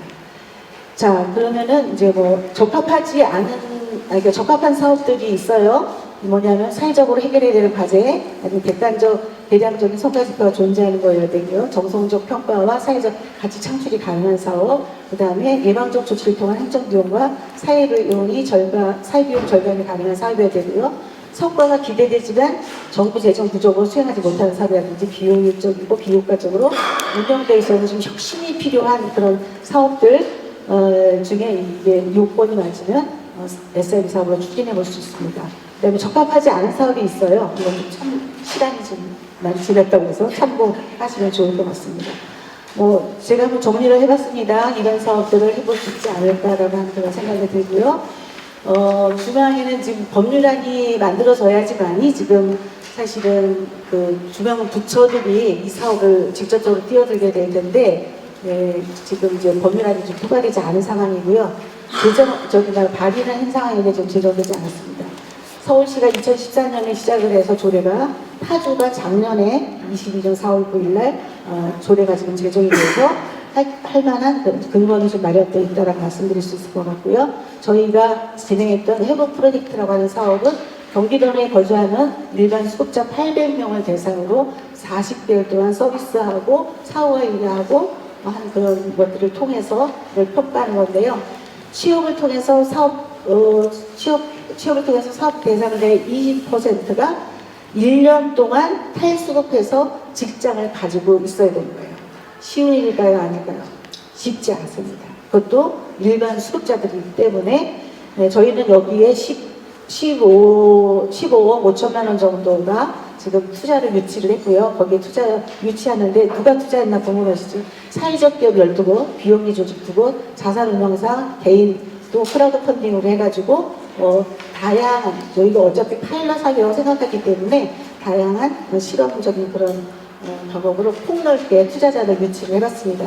여기 사회적 기업 중에 파주의 사회적 기업도 한 곳 참여를 했습니다. 그리고 저희가 결과로는 22.3%, 원래는 20%였는데 160명이 1년 이상 탈수급에 성공이었는데 저희가 22.3% 178명이 1년 이상 성공을 했고요. 이거를 통해 가지고 만들어진 사회적 편익은 100억이 넘습니다. 우선은 이 사람들한테 줘야 할 수급 비용이 안 나갔잖아요. 그게 39.2억. 그 다음에 10개월 정도까지 탈수급하고 직장생활 하다가 또 이렇게 포기하시는 분들도 계세요. 그래서 그런 저런 거 따져보니까는 1.7억. 그 다음에 이 사람들이 취업해가지고 월급을 받았잖아요. 그러니까 월급 받은 그 취업소득액을 다 따져보니까 59.3억. 그래서 100억 이상의 사회적 편익이 나온 그런 성공적인 사업이었습니다. 뭐 이거는 좀 참고하시면 될 것 같고요. 저는 이제 파주의 이 국토검역 공동체 실험의 의미를 말씀드리기에 뭐 다 앞에서 말씀하신 거고요.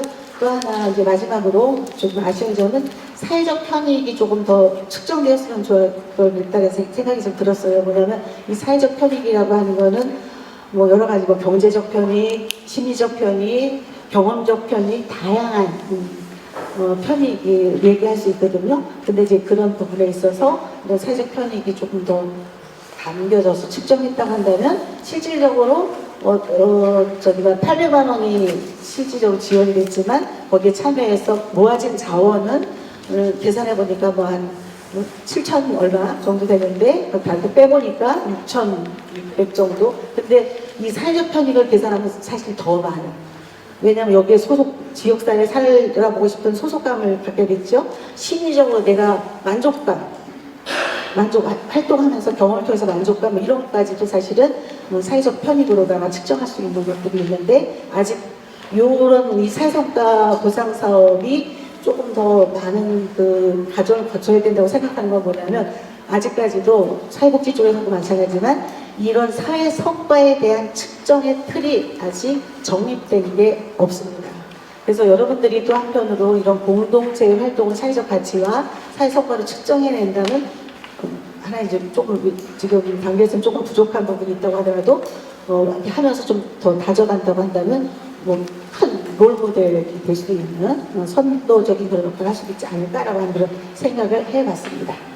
뭐 여기는 좀 참고하세요. 그래서 성과 분해자가 파주시가 될 수 있지만 파주시 소재하고 있는 기업들 중에 기업 시민의식을 가지고 있는 기업들 참여할 수도 있다라고 하는 그런 정도로 오늘 제가 발표하는 내용을 마치도록 하겠습니다. 요거 참고하세요. 나중에 여러분들이 SIB를 해보려고 할 때 이건 저희가 만든 건데 요런 정도로 한번 체크를 좀 해보시면서 이게 가능할까? 한번 체크해보시면 좋겠다라고 하는 생각에서 좀 정리를 해봤습니다. 감사합니다. 네, 고맙습니다. 시간을 조금 더 드리고 싶지만 우리가 7시부터 그릴 스테이크를 먹어야 되지 않겠습니까? 오늘 스테이크 조합을 해가지고 왔는데 굉장히 어렵다 이렇게 생각하시는 분들 계실 텐데요. 저희가 짧고 굵게 토론회 바로 이어가면서 저녁 식사 같이 하면서도 소통마다 이어가도록 하겠습니다. 우리 황선희 이사장님 SIB 관련해서 파주 한 번 더 오실 거죠? 네, 오셔서 말씀 좀 나눠주시기 바랍니다. 자, 그럼 바로 토론회 진행을 해보도록 하겠습니다. 우리 시정토론 진행이 될 텐데요. 좌장으로 우리 파주시의회 이혜정 의원님 모셔서 이야기를 들어보도록 하겠습니다. 아까 우리 휴식하면 밥 시간이 늦어집니다. 예, 화장실 다녀오실 분들은 다녀오시고요. 바로 진행하도록 하겠습니다. 아까 이제 우리 센터장님께서 개회 선언 하실 때 한 분 한 분 소개하시긴 했지만 제가 다시 한번 소개 좀 드리도록 하겠습니다. 네. 우리 박명준 대표님 지금 기진맥진 지치고 계시는데요. 이번 문턱없는 공동체 실험실에 기꺼이 기금을 내어주시는 분입니다. 주식회사 한방희망당센터의 박명준 대표님 인사 나누겠습니다. 공내만 해주세요. 네. 그리고 교화에는 이번에 실험실에 참여한 교화 시청가 클럽이 있습니다. 우리 김지아 대표님 오셨습니다. 그리고 실험실 사회성과 보고서 검증위원으로 참여하신 서울대학교 경영학과 조환진 교수님 오셨습니다. 네, 그리고 경기도 마을복지지원센터 마을정책팀의 곽현지 팀장님 토론자로 오셨습니다. 네. 지금부터 약 30분간 아주 빠르고 뜨거운 토론 진행해 보도록 하겠습니다. 그럼 마이크를 우리 좌장이신 이혜정 의원님께 넘기도록 하겠습니다. 안녕하십니까. 예, 저는 파주시의원 이혜정이라고 합니다.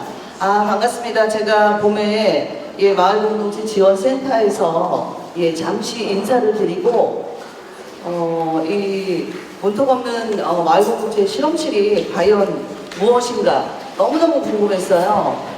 간혹 가다가 SNS에 이 공동체 문턱 없는 공동체 실험실이 올라왔을 때 너무 단편적으로 이해를 하다가 오늘 발제해주신 김광선 주무관님하고 그 재단 이사장님 황선희님 그 주제 발표를 들으면서 머릿속에 싹 정리가 되더라고요. 근데 이제 구체적으로 저희 그 토론하시는 분 네 분이 조금 더 그 사이사이 그 살을 좀 붙여주신다고 한다면 여기 계신 분들도 뭐 그 올해 12월 마지막에 아주 영양가 있게 돌아가실 수 있을 거라고 생각이 들고요. 그래서 일단 그 지정토론 4분 참석해 주셨는데 지금 토론 순서를 이 지금 이 책자에 나와 있는 순서대로 해야 되는 건 아니죠? 제가 이거 지금 김광선 주무관님이 뭉터 없는 공동체 실험실을 사례 분석하고 성과와 과제, 모델 제안, 그리고 황선희 지속가능 경영재단 이사장님이 SIB의 구조와 의미, 그리고 사례 소개 및 마을 공동체 적용 방안을 말씀해 주셨는데, 제가 보기에는 지금 실험실 참여 공동체 교화시 청각클럽 대표님 먼저 토론을 좀 시작해 주시면 좋을 것 같습니다. 부탁드리겠습니다, 대표님. 네. 두 번째라고 알고 있었는데.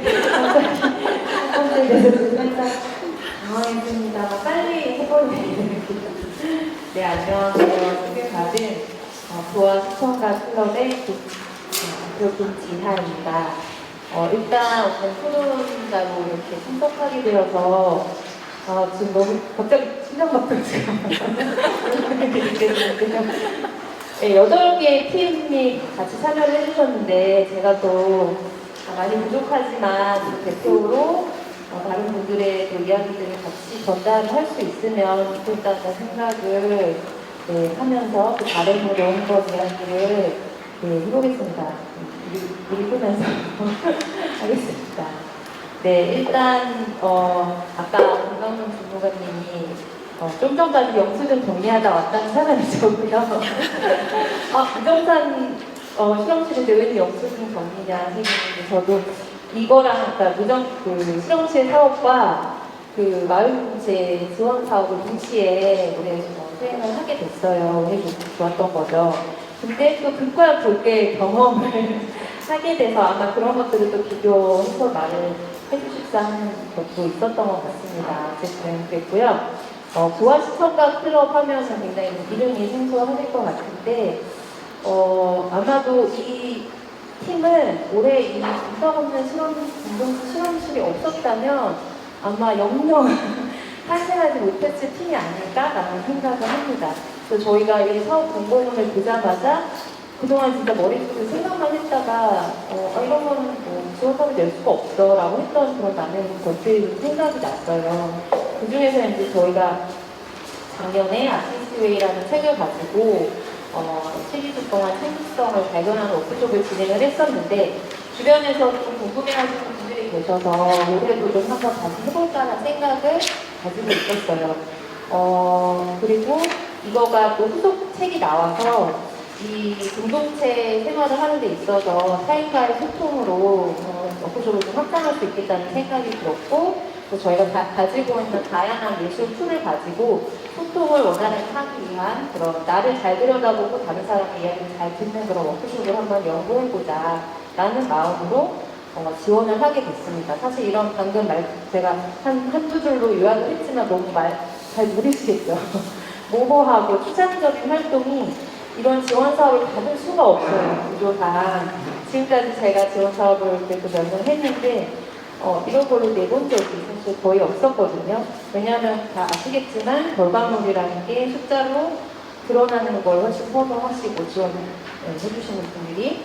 그래서 사실 아무리 좋고 의미 있는 활동이라고 주장을 해도 이게 먹히지가 않았죠. 숫자로 된 데이터 하나가 훨씬 더 설득력을 지닌다는 것을 제가 배웠기 때문에 정말 이번 이 사업 자체가 너무나 좋은 기회로 느껴졌고 다른 팀들도 마찬가지셨을 것 같습니다. 그래서 어쨌든 저희가 너무나 즐겁게 지난 4개월 동안 할 수 있었어요. 그러니까 즐겁다는 말을 너무 강조하고 싶어요. 그래서 제가 여기 썼는데 괴롭지 않았고 즐거웠다는 이유라고 강조를 했어요. 네, 일단 그 이유가 내가 4가지 정도로 정리해서 첫 번째는 일단 새로운 시도를 가능하게 했던 사업이었던 것 같아요. 다들 고민을 하시잖아요. 올해 어떤 사업을 할까라고 고민을 하고 그럼 이런 사업을 하기 위해서 어디서 돈을 받아올 수 있지 하고 이제 지원 사업을 뒤지죠. 하지만 이 지원 사업을 받기 위해서 그럼 우리가 하고 싶은 것들을 다시 생각해 봐야 되는 고민이 또 시작이 되는 거예요.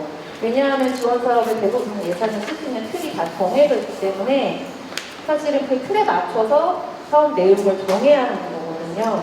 돈을 쓸 수 있는 것도 굉장히 까다롭기 때문에 그거에 하나하나 맞춰서 활동을 생각하기에는 뭔가 새로운 것을, 창조적인 것을 생각해내는 것은 정말 거의 불가능하다고 볼 수 있을 것 같고, 그래서 정말 좀 뻔한 활동들, 예산에 맞춰서 하기 쉬운 활동들 위주로 해왔던 것 같아요.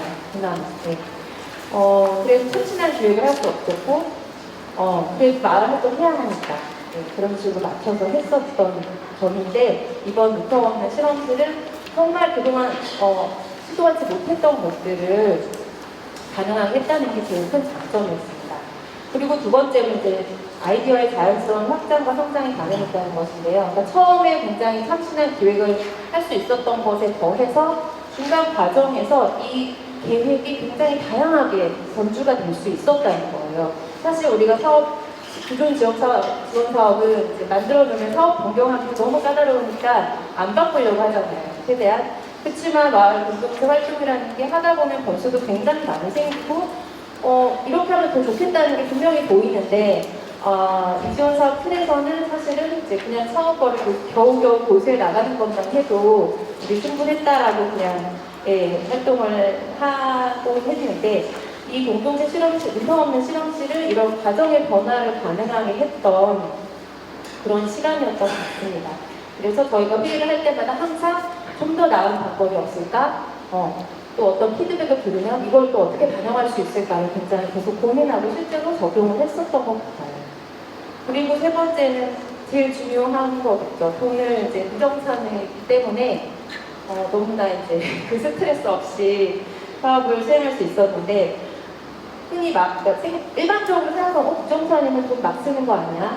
라고 생각할 수 있잖아요. 저도 처음에는 그러지 않을까? 나도 모르게 그런 생각이 있었지만 사실은 보조금 사용을 훨씬 더 신중하게 만드는 그런 형식이었어요.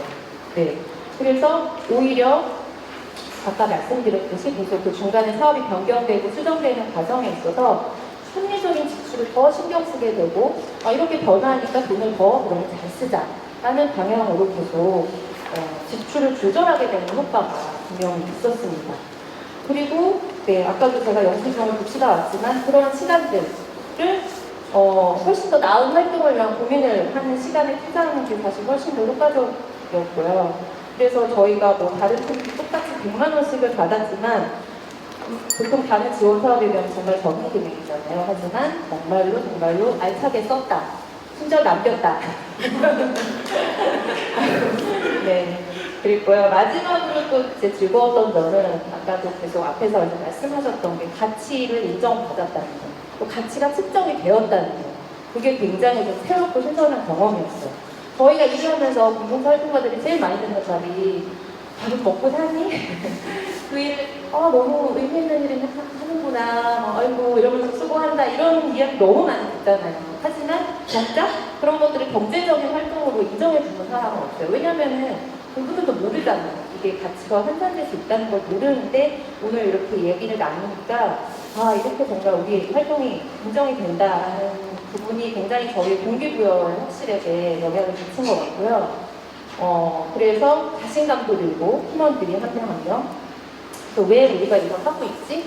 우리만 즐겁다고 하는 게 아닌데 왜 하고 있지라는 것에 대해서 정체성 고민이 항상 있었는데 오히려 이런 게 객관적인 기준으로 환산이 되고 외부에 이렇게 공유가 되면서 이런 것을 좀 인정해 주시는 분들이 생기니까 저희가 이제 앞으로 더 공동체 활동에 훨씬 더 목적 의식을 가질 수 있겠다는 생각을 했습니다.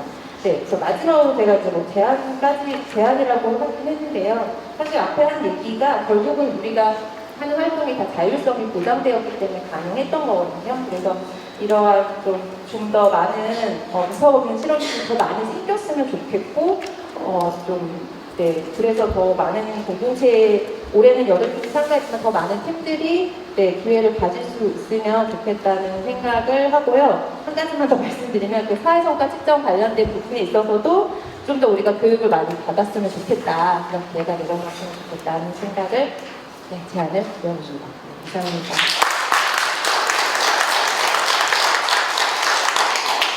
네, 교화 시청각 클럽대표 김지아 대표님 그 토론 감사드리고요. 대표님 말씀하시기에 새로운 시도를 가능하게 했다. 아이디어의 자연스러움이 확장되고 성장됐다. 그리고 저는 가장 인상 깊게 들은 게 무정산 시스템이라 더 신중하게 예산을 사용했다. 이거 너무 획기적인 것 같아요. 예, 그리고 활동의 가치 인정받았다. 예. 더 많은 공동체 참여를 기대하며, 예, 교육도 좀 많이 해주십사, 예, 그런 말씀을 하셨습니다. 예, 다음은, 사회적 기업과 마을 공동체의 협력 강화 및 지속 가능성 모색을 저희 한마음 희망나눔센터 박명준 대표님이 해주시는데, 박명준 대표님이 돈만 내신 게 아니라 참여도 하시고 성과 측정도 하셨네요. 예, 참여하시면서 느끼셨던 점을 정리해서 말씀해 주시면 되겠습니다. 반갑습니다. 박명준입니다. 빠르게 진행하겠습니다. 네. 어쨌든 제가 SIB를 만났던 한 6년 전 우리 저기 한현수 선생님도 계시지만 대학원 다니면서 그거를 딱 접했을 때 무릎을 딱 쳤습니다.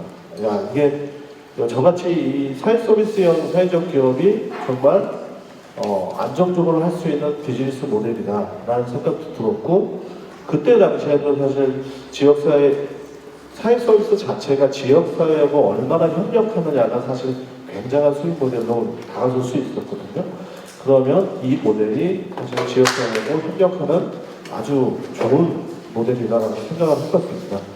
어쨌든 조례가 만들어지고, 그리고 또 조례가 만들어졌다고 해서 어떤 실행이 되는 경우가 다 실행이 되진 않지만, 지금 지원센터에서 계신 우리 김하선 주무관님, 우리 박민 센터님 다 포함해서 정말 열정을 가지고 일하시는 분들인데, 저희가 하는 말 한마디를 놓치지 않고 이 지나가는 얘기를 듣고 이거를 아이디어화 시키고 이걸 구체화 시키고 정말 상상 그 이상으로 이렇게 실행이 됐다는 거, 저는 이 자리까지 올 수 있을까라는 생각도 했었는데, 굉장히 작은 돈이지만 800만 원이지만 우리한테는 아마 아까 사회적 자본도 얘기했지만 8억의 가치가 되지 않을까, 이런 생각을 해봅니다.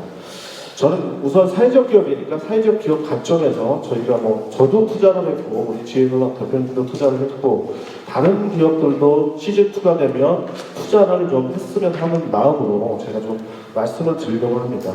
사회적 기업은 사실 마을 공동체하고 공통점은 사실 같은 사회 문제를 찾아서 어떻게 해결하느냐, 요 포인트가 있는데, 사회적 기업은 재무적인 형태로 비즈니스화 시켜서 해결하는 부분이 있고요. 공동체는 마을 활동을 통해서 좀 해결하는 부분이 있습니다. 자, 이런 영역에서 사실 보면은 같이 할 수 있는 부분이 뭘까라는 고민을 했을 때 이런 부분을 좀 고민을 같이 하고 그런 인사이트를 좀 만들었으면 어떨까라는 시작으로 이 사업이 시작됐습니다. 사회적 기업이 바라볼 때 사실 굉장히 즐겁게 하셨다고 하지만 투자한 제 입장에서는 더 즐거웠습니다. 왜냐하면 사회적 가치를 만들어내고 쌓이면 쌓일수록 저희한테는 그게 재무적인 수익보다는 사회적인 수익으로 다가오는 걸 저희는 피부로 느낄 수 있기 때문입니다. 그런 장점을 좀 구체적으로 설명드리면, 첫 번째 지역사회에 대한 사회적 책임 활동을 같이 한다는 것 자체가 저희한테는 재정적인 혜택이 있습니다. 저희가 투자하면 저희는 다른 곳에서 보상받을 수 있는 시스템을 장착하고 있기 때문에 저희는 더 이거를 구체화시키고 개발하고 아이디어를 더 내는 시스템을 갖고 있습니다. 그게 아마 사회적 기업의 장점이 되지 않을까 생각합니다. 두 번째는 브랜드 이미지와 평판의 향상입니다. 사회 서비스뿐만 아니라 사회적 기업은 사실 고유의 브랜드를 얼마나 높이느냐가 가장 중요합니다. 그리고 그 자체가 사실은 기업의 지속 가능성을 높일 수 있는 부분 중에 한 부분입니다. 다음은 판매 증대와 고객 충성도입니다. 사실 직접적인 이 성과라고 볼 수 있습니다. 사회적 기업 입장에서는.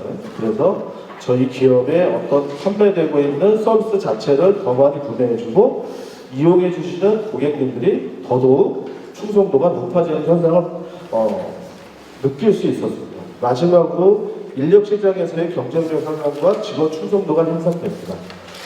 저희가 사실은 파주 지역이 사실 고급 인력을 구하기 굉장히 좀 어려운 지역이기도 합니다. 저희 같이 전문직을 고용해야 되는 시장에서는 사실 평판도 중요하고 고급 인력을 어떻게 하면 유치할 수 있을까라는 게 굉장히 중요한데 이런 활동을 통해서 직접적으로 전화 오시는 분도 있습니다. 그걸 통해서 저희가 좋은 인재를 또 만날 수 있고요. 또 지금 현재 일하고 계신 내부 직원들이 이 문턱 없는 공동체 실험실을 통해서 기업에 대한 어떤 만족도와 그 다음에 자기가 낸 아이디어 자체도 또 하나의 또 실행 가능성을 볼 수 있겠구나라는 그런 것 때문에 아마 직원들의 어떤 그 근속이 조금 더 장기적으로 유지되지 않을까 그런 생각을 갖고 있습니다. 자, 저는 마지막으로 이런 제안을 해드리고 싶습니다. 경제 위기의 해결책으로 사회적 가치는 가장 절박한 과제라는 걸 인식하는 게 중요하고요. 그 다음에 사회적 가치 성과를 관리하고 사회적 자격을 강화하는 과정이 반드시 필요하다. 우리가 지금 발표하는 것처럼 계량화, 수치화 이런 측정 과정이 반드시 필요하다고 생각하고요.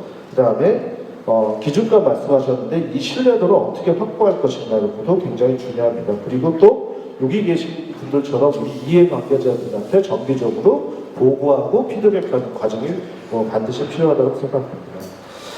이거 자체는 우리 그 기업 시민으로서 지역사회에 또 기여하고 확산하는 게 중요하다고 생각합니다. 마지막으로 사회적 가치 창출은 기업을 넘어서 지방정부의 행정원리로 확산하는 게 아마 가장 중요하다고 생각합니다. 브릿지 역할을 해줄 수 있기 때문에 그래서 그런 활동들이 아마 사회성과 연계측권 SIB로 좀 승화됐으면 하는 바람입니다. 제가 마지막에 그 내용을 썼는데요. 이거 한번 읽어드리고 마치겠습니다. 문턱 없는 공동체 실험실은 사회 문제를 해결하는 이들의 연대이자 안전망입니다. 생태계 단위의 협력을 기획하고 촉진합니다. 새로운 방법론으로 목소리를 모읍니다. 문턱 없는 공동체 실험실을 통해 가치의 언어와 비즈니스의 언어 양자 모두를 능숙하게 구사하고 고객 관점에서 출발하여 이해관계자와 함께 자라며 공동체를 통해 동료와 함께 성장하는 법을 배웁니다. 사회적 기업 또는 기업을 정성껏 경영하시는 대표님들에게 사회적 가치를 통해 구성원의 성장에 기여할 수 있습니다. 표준화할 수 있어야 규모와 이익에 비례합니다. 돈을 버는 사업과 돈을 쓰는 사업 모두 재무적 관점이 필요합니다. 함께하면 성장을 넘어 성장하며 더 나아가 성숙합니다. 사회적 기업 대표님들의 시즌2의 많은 투자를 또 바라겠습니다. 네, 감사합니다.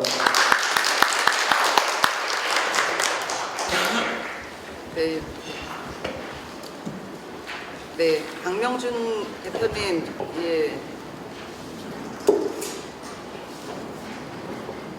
박명준 대표님, 그 토론 자료 발표 잘 해주셔갖고 제가 뭐 따로 정리해서 다시 말씀 안 드려도 될 것 같아요. 마지막 결론을 매우 인상 깊게 정리해 주셔갖고 감사드리고요. 다음은 곽현지 경기도 마을 공동체 지원센터 마을 정책 팀장님 좀 부탁드리겠습니다. 네, 저희 마지막 없잖아요. 생각이 드는데요. 마지막 팀을 짧은 때부터 답을 먹어주고 좀 노래가 안 하셔서 감사합니다. 하지만 빨리 끝내 넘기겠습니다.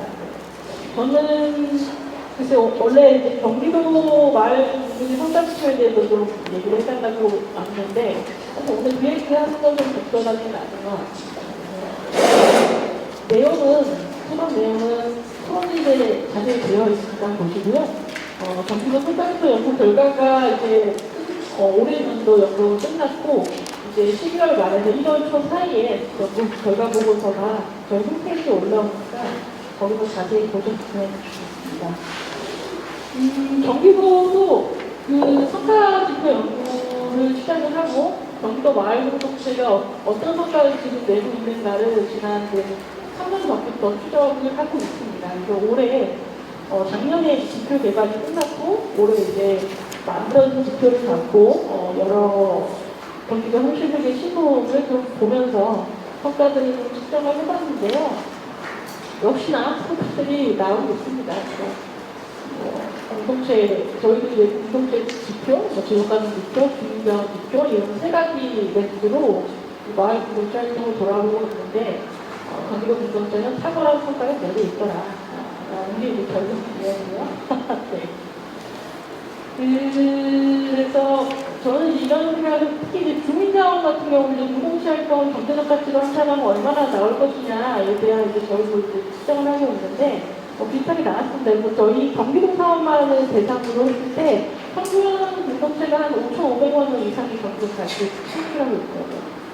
그런데 보조금을 받으면 그 보조금을 소진하는 게 아니라 그만큼의 경제적 가치를 그 사회적 가치를 창출하고 있다고 하는 것들이 이제 데이터로 이제 나오고 있는 것입니다.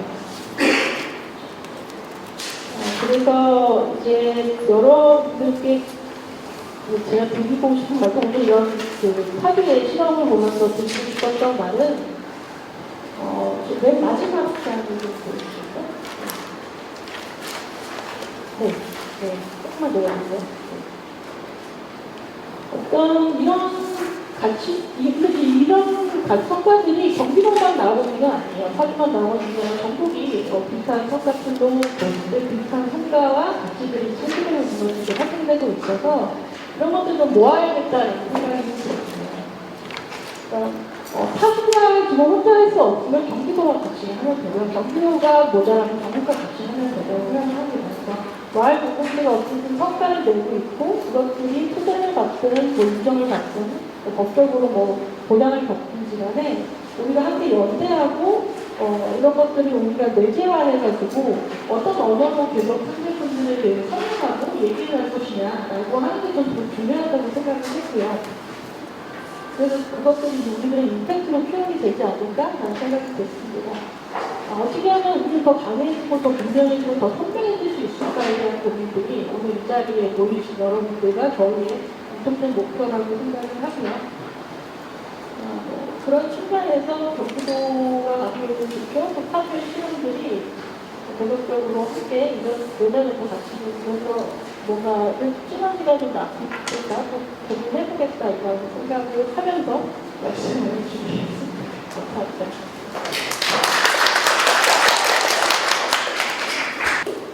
네, 곽현지 마을정책팀장님, 마을 공동체 성과지표 개발 연구의 성과와 과제에 대해서 말씀 잘 들었고요. 다음 마지막으로 조원진 교수님 부탁드리겠습니다. 네, 반갑습니다.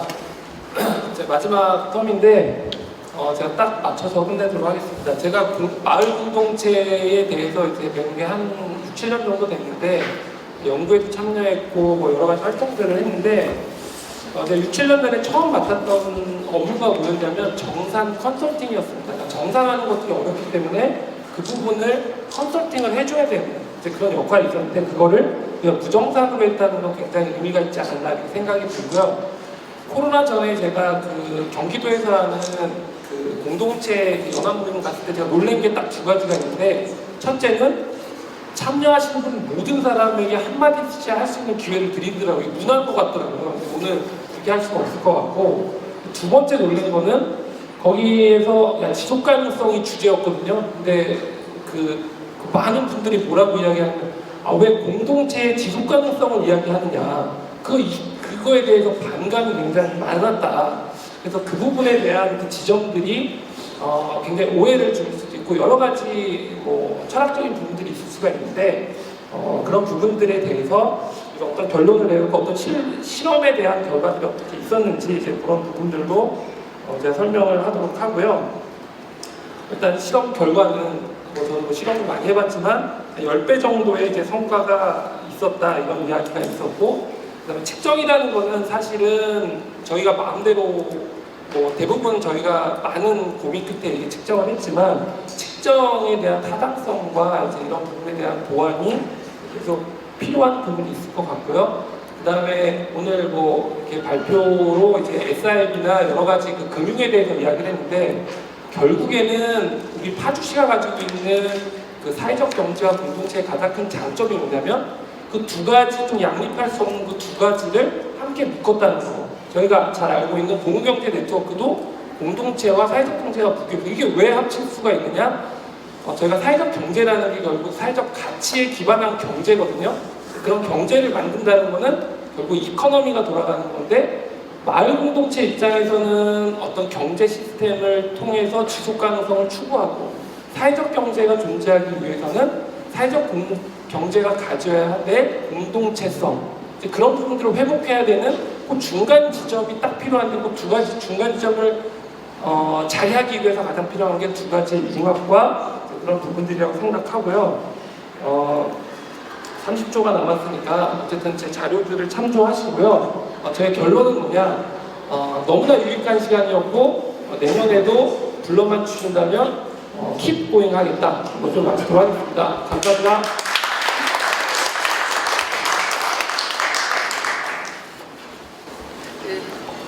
네, 교수님 말씀 잘 들었습니다. 지금 7시대, 그래도 간단하게 지금 토론 랩을 하셨는데, 한 3분 정도만 쓰겠습니다. 여기 지금 토론하신 분들 중에 뭐 궁금하신 사항, 3분만 손을 들어주시면 1분 미만으로 진행을 해보겠습니다. 고맙습니다. 네, 선생님. 자료실에 125쪽의 경기도청에서 언제나 좋은 날 유시연입니다의 이 문턱없는 실험실을 소개하고 나서 피드백을 제가 못 드려서 거기 함께 하셨던 PD분들이 정말 유례 없이 좋은 사례를 소개시켜줘서 고맙다라는 얘기를 했는데, 오늘 이 자리에 와서 보니까 모든 참여자들의 어떤 자세와 태도가 이 파주시가 가지고 있는 사회적 경제의 새로운 힘, 꿈, 희망 이런 거를 만나는 느낌이어서 오늘 먼 길에 왔지만 정말 잘 왔다. 그리고 감사하고 생각하고 더 확장되고 더 나아갈 수 있었으면 좋겠다라고 하는 바람, 토론보다는 응원의 말씀을 드립니다. 감사합니다. 다음 또 말씀해 주실 분 없나요? 아니 이게 저기 벌써 음식 냄새가 나는데 지금 제가 나를 하려고 사람들이 지금 어떻게 생각하는지 그리고 이제 짧게 한 말씀 드릴게요. 제가 우리 지속 가능 발전은 뭐냐, 지속 교육 뭐 하는 데냐 물어보면 미래에 발생할 수 있는 큰 사회적, 환경적, 경제적 비용을 지금 작은 돈으로 미리 예방하는 것이다. 이렇게 얘기를 하는 거예요. 그래서 그래도 못 알아듣는지 이 다음에 100만 원 쓸 거 지금 10만 원으로 막는 거에 얘기하거든요. 아마 그런 의미가 좀 상통하지 않았나 그런 생각이 듭니다. 식사 맛있게 하십시오.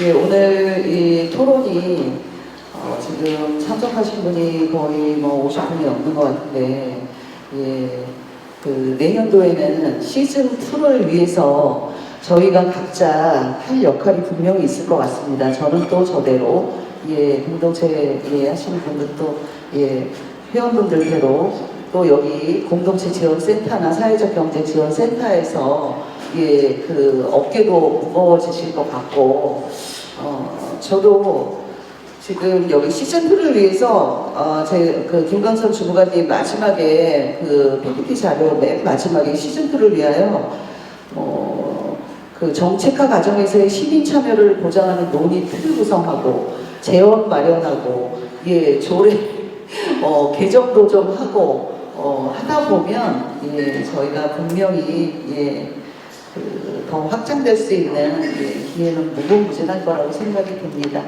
지금 그 음식 냄새가 솔솔 나고 있는데 오늘 참여해주신 발제자분, 토론자분 그리고 오늘 그 귀한 시간 내주셔서 와주신 분들 너무 감사드리고요. 곧 다시 뵙겠습니다. 고맙습니다. 네. 네. 그래도 뭐 공식적으로 사회자가 마무리해야 되지 않겠습니까? 일부 좋습니다. 2024 문턱없는 공동체 토론에 참여해주신 모든 분들께 진심으로 감사드리고요. 우리가 배는 고프지만 꼭 해야 될 일이 하나 있습니다. 호랑이는 죽어서 가죽을 남기고 사람은 죽어서 무엇을 남긴다? 사진입니다. 자, 여기 앞에 다들 나오셔가지고 나무 밑에서 단체 사진 찍고 식사하시도록 하겠습니다. 앞으로 좀 다들 나와주세요.